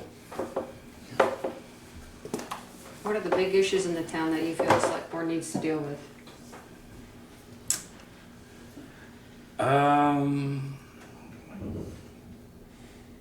I think to a point maybe retention of keeping people in this town. I mean, I think this is the town is it's an older town. This isn't a young town as far as the people, and we need to keep. I think we need to figure out how to keep families here.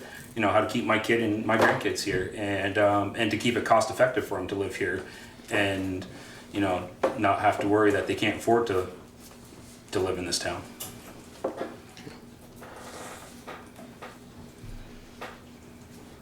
Do you have any pet peeves that might affect your work on the board? I don't think so. I'm a pretty easygoing guy, I think, most of the time. What would you bring to the board or contribute to the board if you're appointed?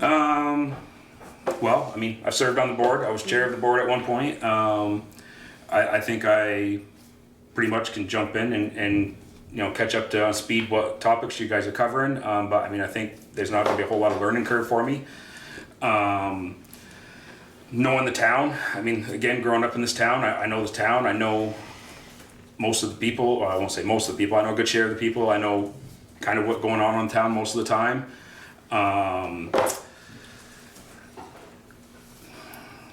I've, you know, in my previous job before a police officer, I worked at a company where I ran the lab, and you know, my lab put $3 million a year worth of business through it. So I mean, I know money, budget. My job as a police officer, I think, you know, I have to be objective and cool-headed and listen to both sides of the story and you know, to come out to whatever the conclusion of the best, what is and what is not going to be the right choices. Would any of your work commitments or other commitments prevent you from attending board meetings or being a liaison to other?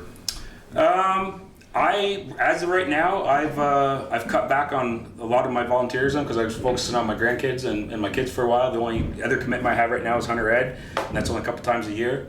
So I mean, I've recently resigned from the rescue squad after 28 years, so I'm not doing that anymore. A couple years ago, I actually left that. I do work nights, but I have every other Monday night off. So I mean, I'm around days. In which last time it was no different when I was on the board. The last time I was down on, I have days off because I work nights, obviously. So I was around to actually do a lot of stuff, go to meetings or whatever at that point in time. That was, to help out Therese or other. The initial come before the select board, would you vote based on your personal beliefs or what is best for the entire town? I would have to go with what's best for the entire town. I mean, I think that goes back to being a police officer. I mean, I have to listen to both sides of the story and and choose what's going to be right or wrong.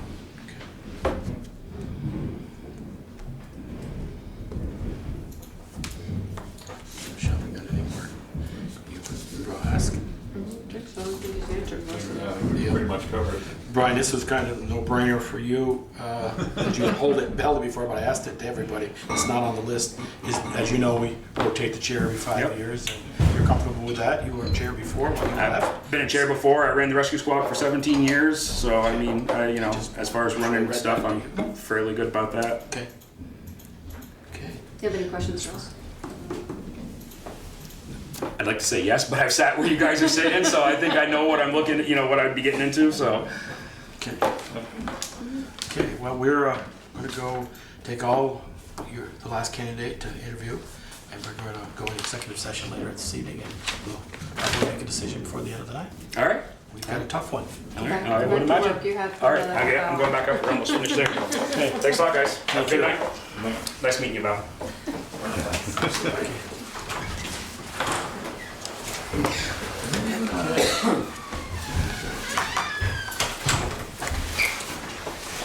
Thank you all. Oh, yeah. Yes. We're not going to executive session now. We still got a whole agenda to do. Not right now. No. Not till later. You're welcome to stay, son. You're welcome to stay. Thank you, I gotta go, I guess. Regular business. Regular business, Main Street sidewalk and lighting project, budget updates, final plan details, V-Trans finance and maintenance agreement. So I did email around earlier this afternoon the finance and maintenance agreement that we received late Friday. It's pretty boilerplate. I talked with Brendan Kipp, who's the V-Trans project manager, and I'm comfortable with it. It does reflect what they talked about before, that if the bids come in higher by a certain degree than what the budget estimates are, then the town has the ability to withdraw. This is what we discussed on the phone. It with Eric is. and Yeah, I don't feel that there are any surprises in here, and Brandon also said that if we get down the road, or if for some reason something comes up that folks aren't comfortable with, we could consider revising it later if we need to, but I think at this point it's pretty boilerplate. Okay. You're just looking at this contract right now, right? You're not talking about this stuff, Right, this is the Right. finance and maintenance agreement.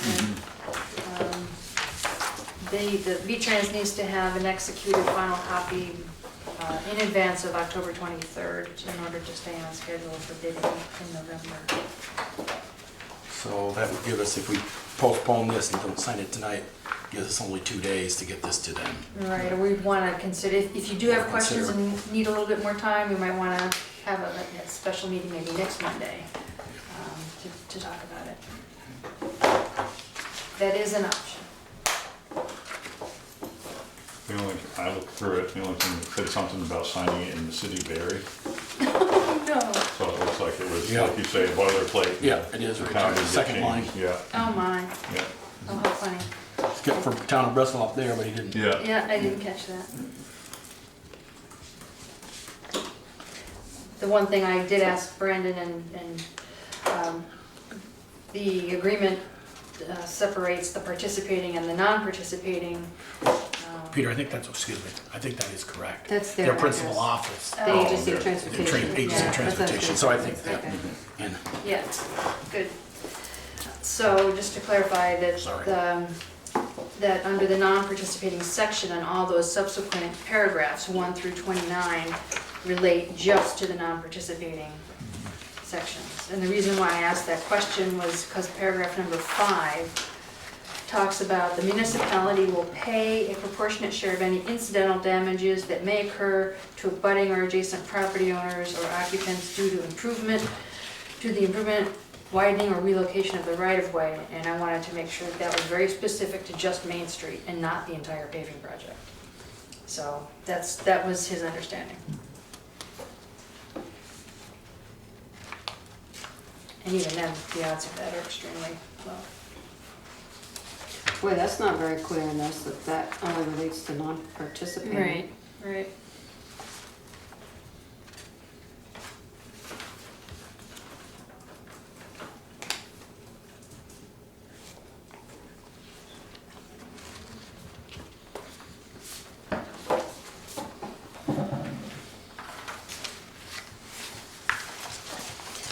So if and when the select board does decide to take action, if you're comfortable with it, I would recommend a motion to approve it and authorize the town administrator to sign as the select board's rep.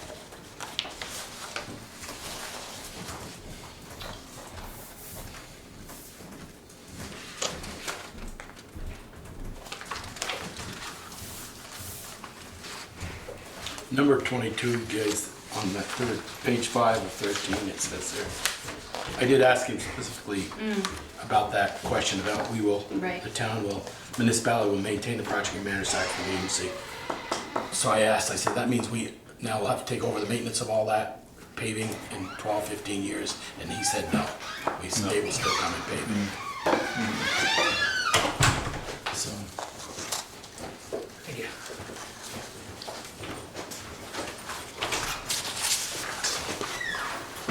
We had about an hour phone call with him on Monday. It was a good, Hour and a half, Eric and I and that was Valerie. with Dave Conger from Du Bois and King. Du Bois and King, so they felt we should sign this.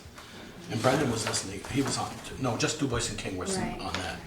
No, I think Brendan was on there. He was a on conference call. It was a Right. conference call, because Brendan wanted to answer that question 22. Right. Line 22.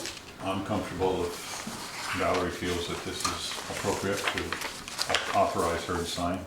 May as well make the motion.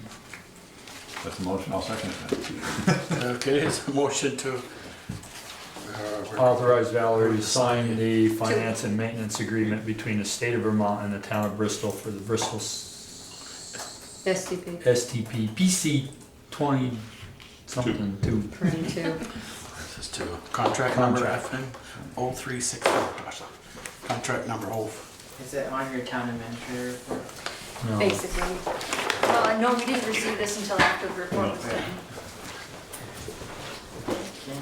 You make a motion that the town of Bristol enter into the contract and Valerie has authorization to sign. Yes. That's what he said. Is that what he said? Well, not those Is there any more terms, but- discussion? Hearing none, all those in favor, please say aye. Aye. Opposed? Okay. And along with that package of information came the updated cost estimates, and I had another conversation with Brandon today, and I had some questions about some of the adjustments that had been made.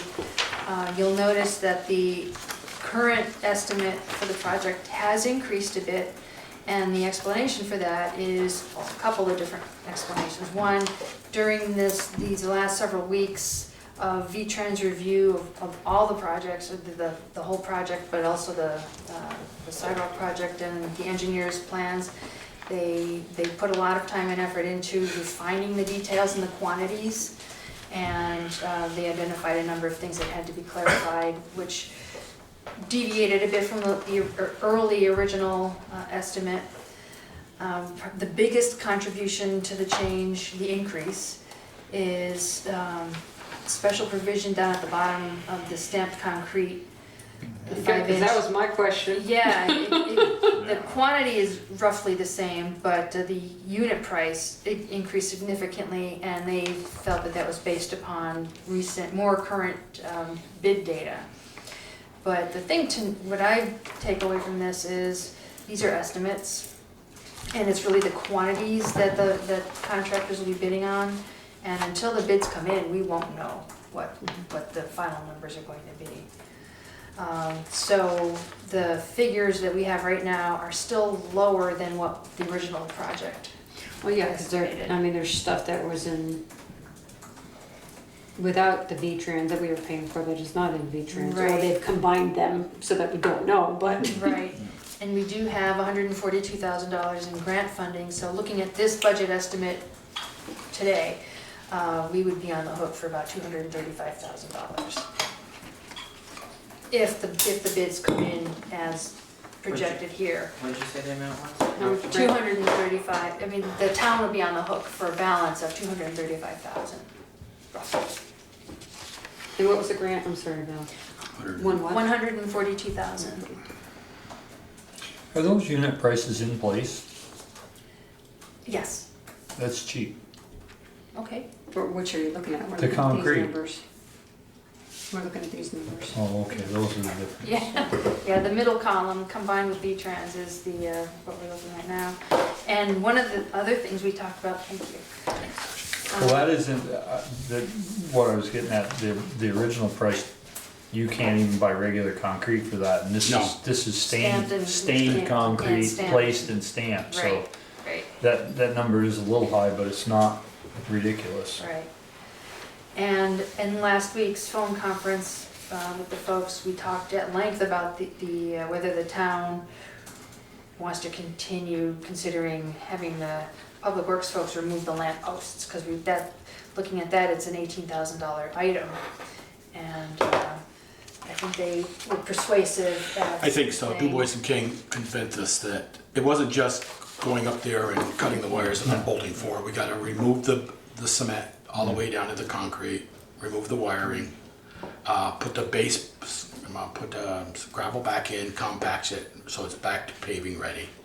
And then also, if we remove them all, this may save if we let the contractor decide through Du Bois and King whether we decide we want one side of the street lit at they'll pull the south side, let's say, and leave the north side lit for lighting at night.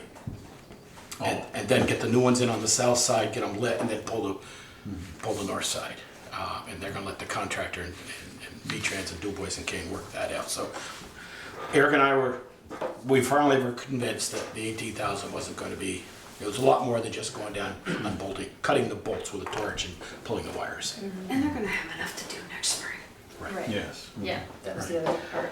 We did ask if we could furnish the gravel, that sub-basic crushed gravel, fine grade and all that, and they didn't know if our gravel would pass specs. muster. It's muster at state, so they It said. won't.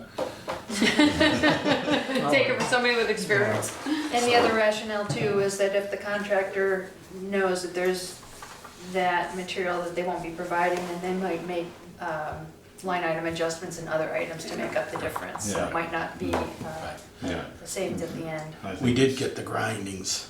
Right. Gonna get 1/3 of the grindings, or 450 cubic yards or something. So we can use that for other base material in other projects. Doesn't have to come back here. So, So any comments or questions or concerns on the updated figures? Not really, there's nothing to do until they actually come in with bids. Right, Tells us approximately where we're gonna be. right. I do think, and Valerie was kind of agreeing with, she needs to put some kind of, okay, let's say the bids come in at this price and we can work, where we're gonna come up with that money then, how it's gonna affect the budgets. So we know where we think we're gonna get it, we're pretty sure. A couple of sales, land, but we haven't made a board decision on that yet. And it could be a combination of Sources. I did ask Du Bois and King if they could tell us what the concrete sidewalks are gonna cost us, a number, and let's say it's $50,000, and so we do have a concrete capital sidewalk budget. I realize if you took it all for that project, you're 1 year behind, you're somewhere else, but they are the sidewalks. Yeah. So. No, that that schedule is a guideline, it's. Right, yeah. Peter, exactly. Yeah. You helped, Were those you had a sidewalks? very instrumental in that, so. Yeah. Okay, And then we also received the final plan drawings, Not these. yeah, which were emailed around this afternoon. But I've looked through them and I believe that they reflect all the details we talked about. And you saw in the email, I believe that was in your packet, and just the summarizing what the adjustments were. So I think it reflects what we've all been talking about. okay. Okay, Did you guys vote on that? No, there's nothing to vote on. Well, I No, we think did- that by voting on the finance and maintenance agreement, that kind of encompasses increase, we everything. just went over that. Yeah, we kind of did it The finance backwards, agreement, but, yes. Yes, we did. Call for a vote. Okay, police department grant summary request, Governor's Safety Highway Program. So, last year was the first year we did it by a host agency. Jens was the host agency, and we were allocated $10,000 towards patrol and $4,000 towards equipment, which we have met that. So this coming year, Virgins is going to be the host agency again, so we're looking for approval to sign on as a sub-grantee. And total for patrol for all the agencies involved is $89,062. So we don't have like a set amount per agency, we're going to work together. So the opportunity, we probably would get a little more than last year. The equipment is going to be different. They will allot up to $5,000 and you have to write a proposal for it. do you have anything in mind? Not yet. Possibly another portable speed radar sign. Or the movable ones, the ones on wheels, is it one of them now gone, shot, or not? No. Both of them are still up? Those are still, they're still Okay. functioning. Didn't know if one was, I haven't seen them out lately, so. We've been working on trying to keep the batteries charged and doing a better job of charging the batteries, because they won't last much more than a couple of days. Is there a way to get a solar? Well, that's part of the proposal for the next one, is to include getting solar charging capability. So when you say a portable one, not like the one you put Right. on North We Street. have one that we got this year that just came a couple of weeks ago that we can attach to standard posts. So And that so should be meaning out you can soon. move it Yes, around. we can move it around. And that one is solar powered. Okay. So, So you just need approval for this. yes. So move.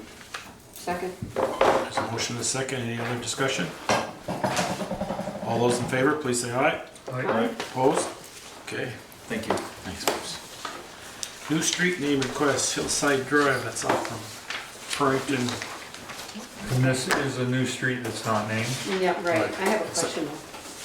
Has the policy changed because of 911? Because when we had built our house, there had to be 3 residences on a private road before they would name it. And this one's only got 1 and they're just It's got building it. No, it's 5 got lots. 5. It's got 5 lots, 5 but we lots. had, Well, we did the We same had one 9 on lots. Butternut Ridge, or Butternut, your folks. I'm in just, the I'm just Right. asking, you know, did the policy change and does 911 require has it to be named? Has Craig? Yeah, he approved it? recommends. Yeah. He did, He yeah, that's what I'm recommended. just, Yeah, he's our expert. And the next one has only 2. right. So that's why I was asking, they required 3 before they would name our road. No, I think Craig told me once with 2, you can do it with, you don't have to do it with 2, but you can. Right, that's what he explained. Yeah. But this one only has 1 currently. Yeah. 1 building. But and I it's just think- building it. But You've if got we 5 name it building now, we lots. save the, Yeah, I The know, people, I'm just some saying. getting stationary and asking. get there, then when they build the next house, you gotta change it back down to both sides. Well, the one that's under construction needs an E911 address Yeah. Right. in order to, you know, Yeah. Well, Get the mine was utilities. Meehan Road. I mean, we haven't, until we had 3 houses you there, and just then we want had to change everybody it. else to go through the pain of having to That's change their right. address. 3 times at that. Did it 3 times. I changed my address 3 times in 1 year. That's right, you're gonna talk. I was just asking for clarification. I wasn't trying to be difficult. They changed it and then they came up and somebody built a new house at the end of the driveway and they changed it again. Right. Okay. We'll do them both, we can do them both. Can we? Sure. Yeah. Street name, that's Jackman Drive. That's Signs not are already there. named? I was gonna say, isn't that already named? But it's not official. It's not Oh. There's a official. sign here. There's Okay, like I 5 or make- 6 buildings. so I we make a probably should. motion that we assign Hillside Drive to the property owned by Scott and Mary Purnton off of Purnton Road, and Jackman Drive for the driveway, which is already at labeled Jackman Drive On Pine Street, off of Pine. off Pine Street. Is there a Second. Is a second to that? Any more discussion? Hearing none, all those in favor, please say aye. Opposed? Okay. Michelle, where off of Burnton Drive, what was? Off of Purnton Road, But what was the, Hillside Hillside. Drive, no, you said the person's. Scott and Mary Purnton. Okay. Second. Consider appointment to fill the vacant seat, select board seat may include deliberation in executive session. I say executive session. Okay. Approval of September 16th, 2019 meeting minutes. I already sent my changes. And that's what's reflected Which are in in the- here. Right. And since I wasn't there, I just went with what Michelle provided. You just assumed she was right? Well, I think Michelle, yours- I- Did you read them and give her any changes? Michelle, I read your change on when Alan was here, Oh, yeah. and Tasha had it partially right and you had it partially right, but you did say what she said about, is this? So I went back and watched the movie, watched the film. I wanted to make sure it was correct, so I don't know if you were correcting it for less grammar or get it No, I just wanted it, right. what he actually said, Yeah. because I didn't want to paraphrase. Right, I didn't want to paraphrase it. That's why I thought it was some paraphrase on your part, because I went back and watched it, and it was a little bit of both, so I'm happy with what you put down, but I just wanted to make sure I went and got on the library website and listened to it again, so. Okay, approval of minutes That's corrected. is corrected. So moved. Second. Second, is there any more questions? Hearing none, all those in favor, please say aye. Right. Opposed? Okay. Great. Accounts payable warrants, and any liquor licenses? See any liquor I licenses? just took I the didn't see sheet any off. of them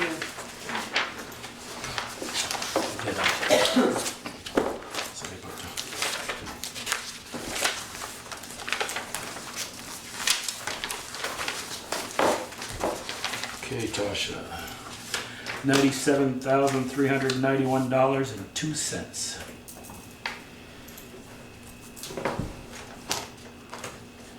Got that? Okay.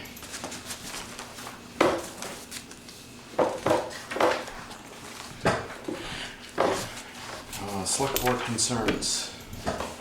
Peter?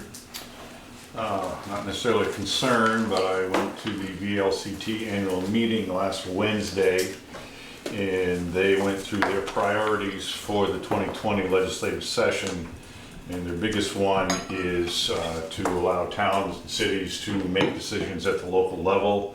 This has been something that they've been trying to do for years and years, and because we're a Dillon's rural state, the state must approve all charter changes or even ordinances, in some cases for locals. So, so this has got some traction for the first time.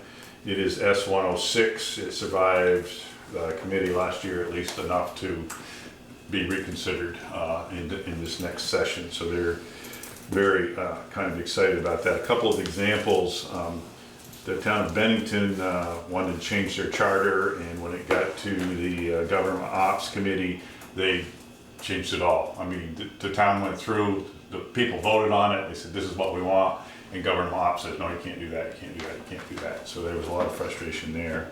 And in Stowe, on their bike path, if you've been on that, it's not really wide, and Stowe does not want electric bikes, e-bikes on it because they go too fast and it's dangerous, but the state says you have to because we define an e-bike as a regular bike, so it's a bike path.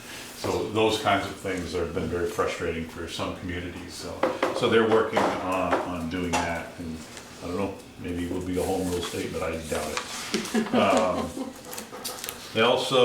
They just kind of a warning there, something I guess Eric talked about, regionalizing. They're talking about regionalizing in the Clear Water Act, having regional groups instead of by communities, and to oversee and do those types of things. And that's in the very early stages, so they don't know. And another thing with emergency medical services, apparently because there's 2 agencies that went out of business in the last year. And so it must have been in certain legislators' districts. So that's moving forward to try to get some money possibly for training costs and recruitment. And they realize if EMS gets it, it's going to bleed over into fire and police. And so just to be prepared for that. Actually not, because right now they pay for fire training and they don't pay anything for EMS. If you join EMS, that $800 to get your EMT is out of your pocket or your organization's pocket. Yeah. Mm-hmm. Whereas fire training, if you sign up for firefighter 1, that's all paid for through the state. Mm-hmm. So it's probably headed in that direction, which I think is great because we can't be losing those. Yeah.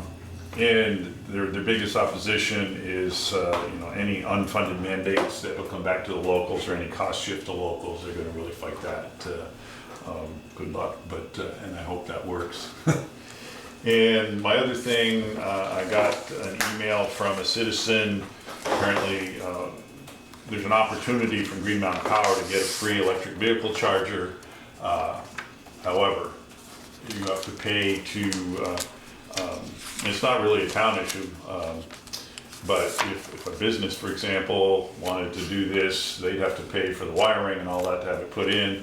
And it's free for the people to charge their vehicles, but whoever owns that has to pay the electric bill, which can be anywhere from $20 to $60 a month. And the thing And the benefit is?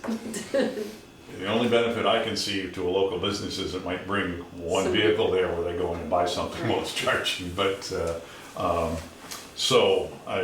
think you've got that email as well, Valerie. I don't think if I did, I haven't found it yet. So I'll forward that to everyone. I did see that, but it wasn't an email to me. I saw it somewhere. And I think I thought it came to me and Valerie. Well, I think, and also Peter, because I got that email at work from Lillian.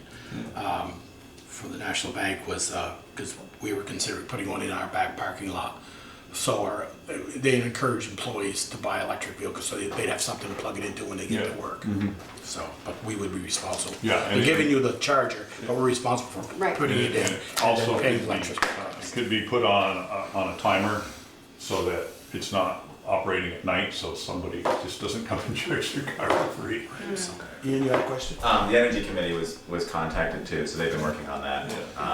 And it's at the moment, like I said, it's great to get the free charger, but then to convince a business. We thought about Bristol Beverage, but he has so few parking spaces, he hates to lose one. Bet he does. Yeah, it's difficult. And I knew, it was suggested to talk to the town, but given the charging station before where everything was paid and then it was sort of like a charge system, that's much more sort of agreeable, I think, if it's the town doing it. Yeah, I don't think we ever officially voted, but we discussed if the town's going to pay for we're not going to do it. Right, exactly. I mean, and I prefer to have a credit card system where you can the charges go to the person using it. We're also talking to Kevin Harper, maybe if Bristol Works, to see if that would work, and given a larger community of people there in his building. So He already has one. I have an input on that too.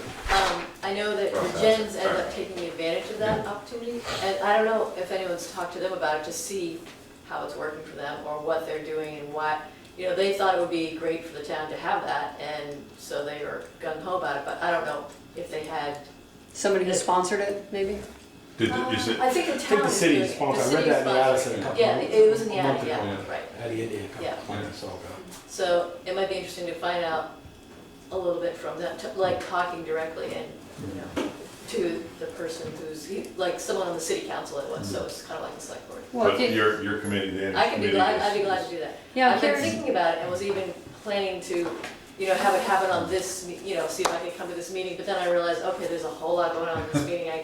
we shouldn't go there with this. So maybe for another meeting. I'm curious if it, you know, I saw the email, I get the details, but if they give you the thing and they say the business has to pay for the power, I wonder if you can make it But you also, chargeable. you also have to pay for the connection. Right, I which mean, is that's an upfront cost, right, $4,600. right. But I was just thinking if you can change, I mean, they're saying the business has to pay for the power, but Yeah. why can't you make it a chargeable one? Yeah. Yeah, or put something out that's like, you know, like you do at a vegetable stand. You know, pay, it's gonna cost you, what, you know, pay a buck an hour, Yeah, or whatever yeah. it is, and just do some kind of honor Honor system system. or something like that, with a camera. So I got the information, so I just wanted to report out. That's Anything I'm else, good. Peter? Yep. Michelle? The only thing, are we gonna fix the lights that are out on Main Street? I think there's 3 lights, 2 right here on the corner and 1 down farther that are out. Huh. Last I don't know week if I anybody noticed else that has seen they it. were all working and I thought, oh, they're finally all working.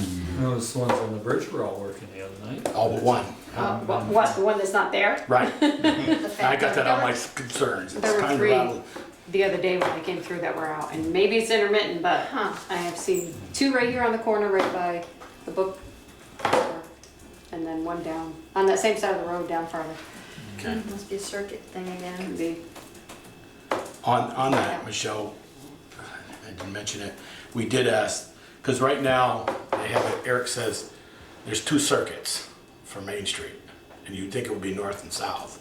It's not half a north and half a That's south, it. like Yeah. kitty corner and kitty Yeah. corner.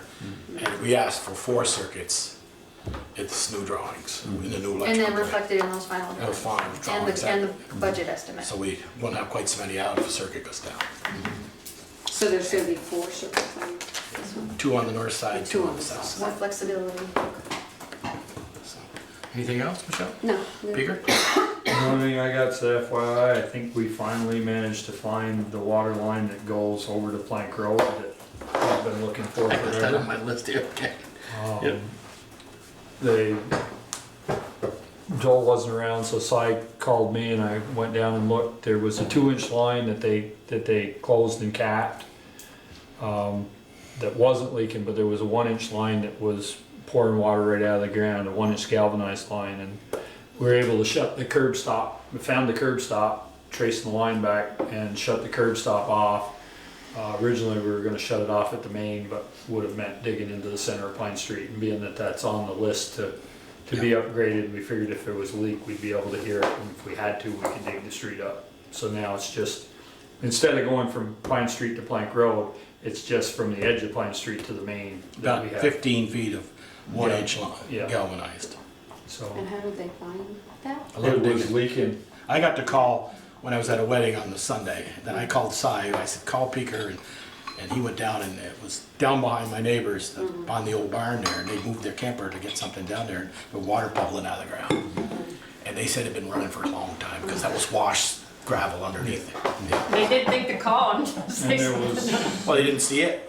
and there was another line that, when they found it, there was another line that teed off of that was a, Went to the barn. soldered copper line. And That one. I said, I told them, I said, that line's not metered, shut it off, and if they come back and, And she's happy with that. I talked to Caroline that evening. well, she didn't know there was even water in the barn. No, she said, we haven't had water in that barn in years. Well, she probably did, just not knowingly. Well, we haven't used it, because they don't have any animals anymore. So it's off, Yeah. So, that's it. I showed you guys the picture of Eagle Park. I'm gonna see if Eric, there's a great big tree that's coming into the handicap, the fishing platform that could wash the platform out, see if he can reach down there with a chain and grab that out of there. I looked at, Meredith got a hold of me a couple of weeks ago, I looked at the Christmas tree on the park. There is some dead branches down low, but it's healthy, and I called Chris Olson, the Addison County Forester, and he's gonna meet me this week. We're gonna cut out some of the branches, the dead stuff out of there, and he says that'll help it out. What about our tree warden? I didn't think of that, Beaker, honestly. I had contact, Chris had looked at a tree at the bank for me, so, down there, so, good point. I stand corrected, I could call the tree warden. And I had one more. Oh, on that water line, and you said in Pine Street, is, we had a meeting with Alan Heisinger, and if you want to put that on yours, You go ahead. that was Monday at 9 o'clock before I left, and with Jamie Jamie, yeah. and Bristol. We're going to do a study that he's going to be bringing to us later in the year. No, actually, at the next meeting, October 21st. Okay, later. That's like, That's later. in the year. I didn't want to press him too hard, but the state's having a $2 million grants. They're going to all water system, so that's not a lot of money for a water system, but it's only for water systems that have lead in their lead pipes, their joints, and all of our those are all lead joints. most of on our Pine Street. solder, most of our piping in Bristol, this 1905 stuff is all lead, so we're eligible, and this will go $2 million, 100%. 100% to towns all over Vermont for not just for a Each year. town getting? No. that? Or you're, They're split it up. it's gonna divide. So it's not a lot of money, we're not a lot of money, but anyway, But first there needs to be. Do you Study have your done. upgrade with the way planning study.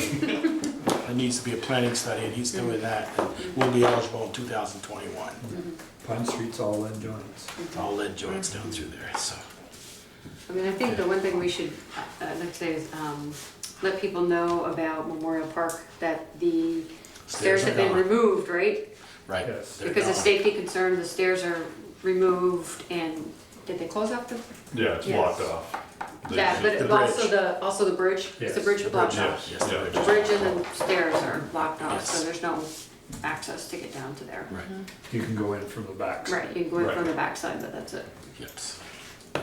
That's all I have. So for my report, we received word from the National Bank of Middlebury not too long ago, following up on the pop-up park proposal, letting us know that, they're informing us that they do not support the project at this time. So there's that. I want to let you know that, and you may already know that there's a significant roof leak in this building, Holly Hall, upstairs, and Meredith has been working on dealing with that, so we're trying to get some contractors. Actually, Ted probably knows a little bit more about it than I do right now, but I think a contractor's coming by tomorrow to scope out the extent of the damage. And Meredith will be at the next meeting, and she'll be able to give us a more detailed update on what's happening with that, as well as some other things that she's working on. And we received the final figures for the new grader. It's within the range that we expected, and so that's moving forward. It's in, I believe, right? It has not been delivered. But it's. But it's here. It's Yeah, in yes. Nortrack. You're Right, told me yes. it's here. Yeah. And that's all I have. I guess I got a couple more things, to something to put on our burner later Yeah. on is, What, Got the grant. the grant, the $500,000 grant. yeah. I don't have any other information than what I put in my notes, because just haven't connected with anybody. Well, we should probably let people know that we did get it. Yeah, Yes, we got some good news. Yeah, $500,000 grant from the Northern Border Regional Commission for the installation of the infrastructure at Stony Hill, which is the road, the sidewalk, drainage. And the town, back before we applied for the funding, the select board understood that the town would need to own the road. So it's town infrastructure. The grant is to the town. So we haven't received any other information about the grant agreement or the timeline or anything else yet, so. that's Does coming. that mean we get our sidewalk and curb money back? No. I was gonna ask that Because- question, because I think this is I asked that farther question. down, this is for the actual park. That not- $80,000. Went to the property line. Is on the town's Firehouse Drive section, or Okay, to so the this property is line. only after This the is property Right, line. so this $500,000 grant is Good try, solely well on the tried. private property. It was worth a try. It was. Then we also, Got $20,000 from the Regional Planning Commission to do the feasibility study for a new sidewalk alignment up Stony Hill Road from Lover's Lane to Airport Drive. It'll never meet ADA compliance. No, it might not, but Because of the hills. can't never. Back and forth. From where to where about? From Lover's Lane to Airport Drive. up along, Up the hill. up the hill. And I said, Valerie, you need to do that. We need to get that out in the press. We got some good things going on too. Okay. And both of those were joint efforts. A lot, other people helped to make those things happen.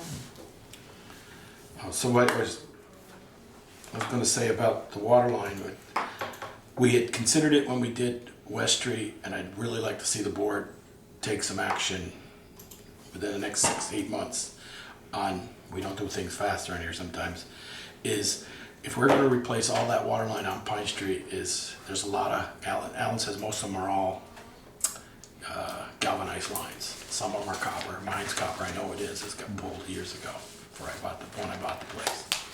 I think that, you know, if we're worried about leaks, and we don't extend it to the houses, the leaks are between the main and that 1 inch main. That 1 inch been going over to Plank Road, been leaking for many, many years. Yeah, well, we had no idea Didn't know where it was. We've looked for it forever. I'd like to see us some kind of draft, some kind of, when we do our water ordinances, a policy that we look in that, you know, if we help the homeowners with a payment plan of, if it's whatever hundreds of dollars, is to put a new copper line in. It's best for them, it's best for the town, best for everybody, not wasting water. Okay?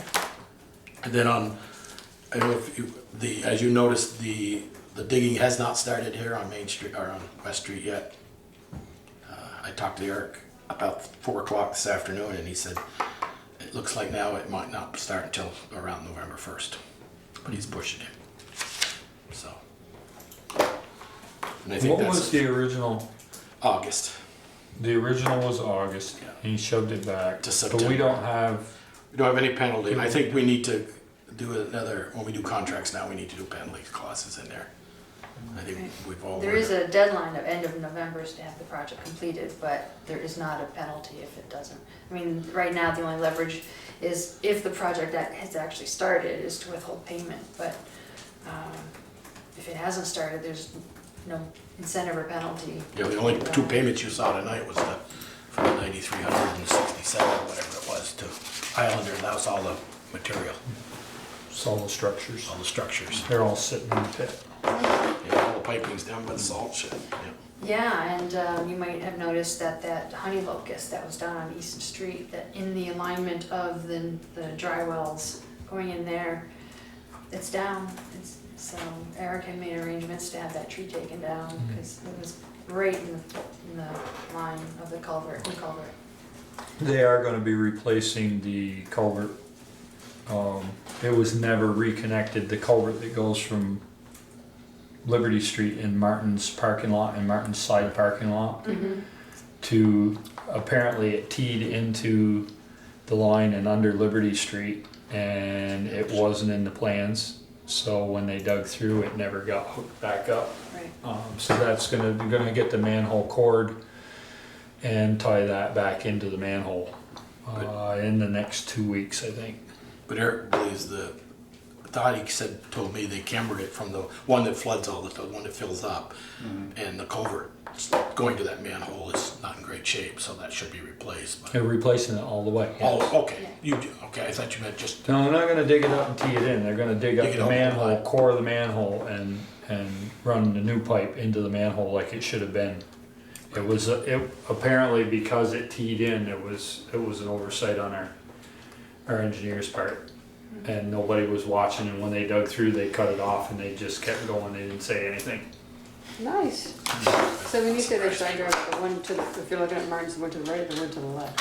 It'd be to the Liberty Street side there. the one Yeah, side. there's probably a huge puddle there today after all this rain. Yeah. Oh. Yeah. So okay.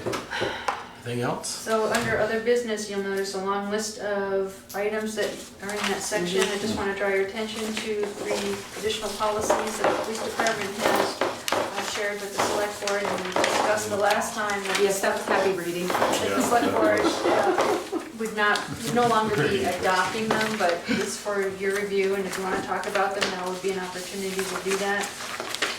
Also, there's information about the Memorial Park stairs and different collections of minutes, budget status report through September, other correspondences, and just general information. Okay.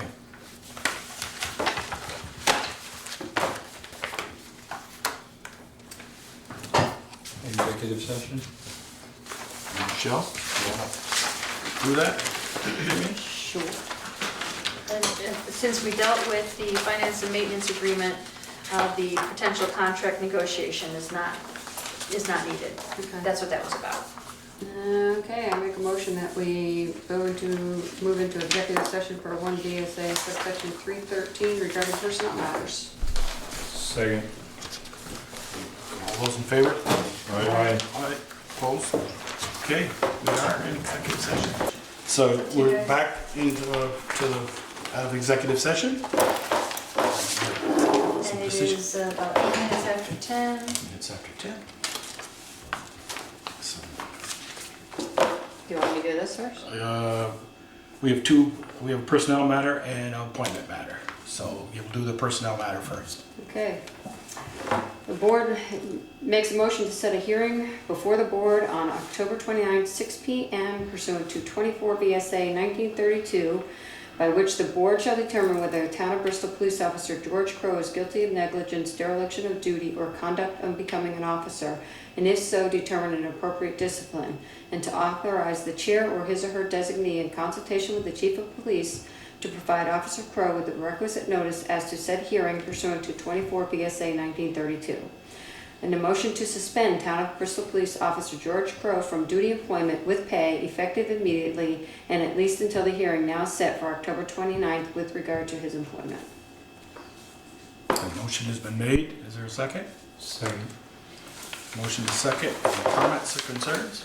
Hearing none. All those in favor of that motion, please say aye. Aye. Opposed? Nay. Okay. The next one, appointment of the select board member. Board. Go ahead, Victor. No, The board, want me to brief the audience first, or? And somebody brief him. Well, we can make the motion and then tell why. Okay. So I will make the motion that we have a public vote, because we had so many quality candidates, on December 3rd, and petitions are due by October 28th for all the people that are interested in running for that position. And that position, whoever's elected to that will fill the remainder of the vacancy until 2022. Second. There's a second to that.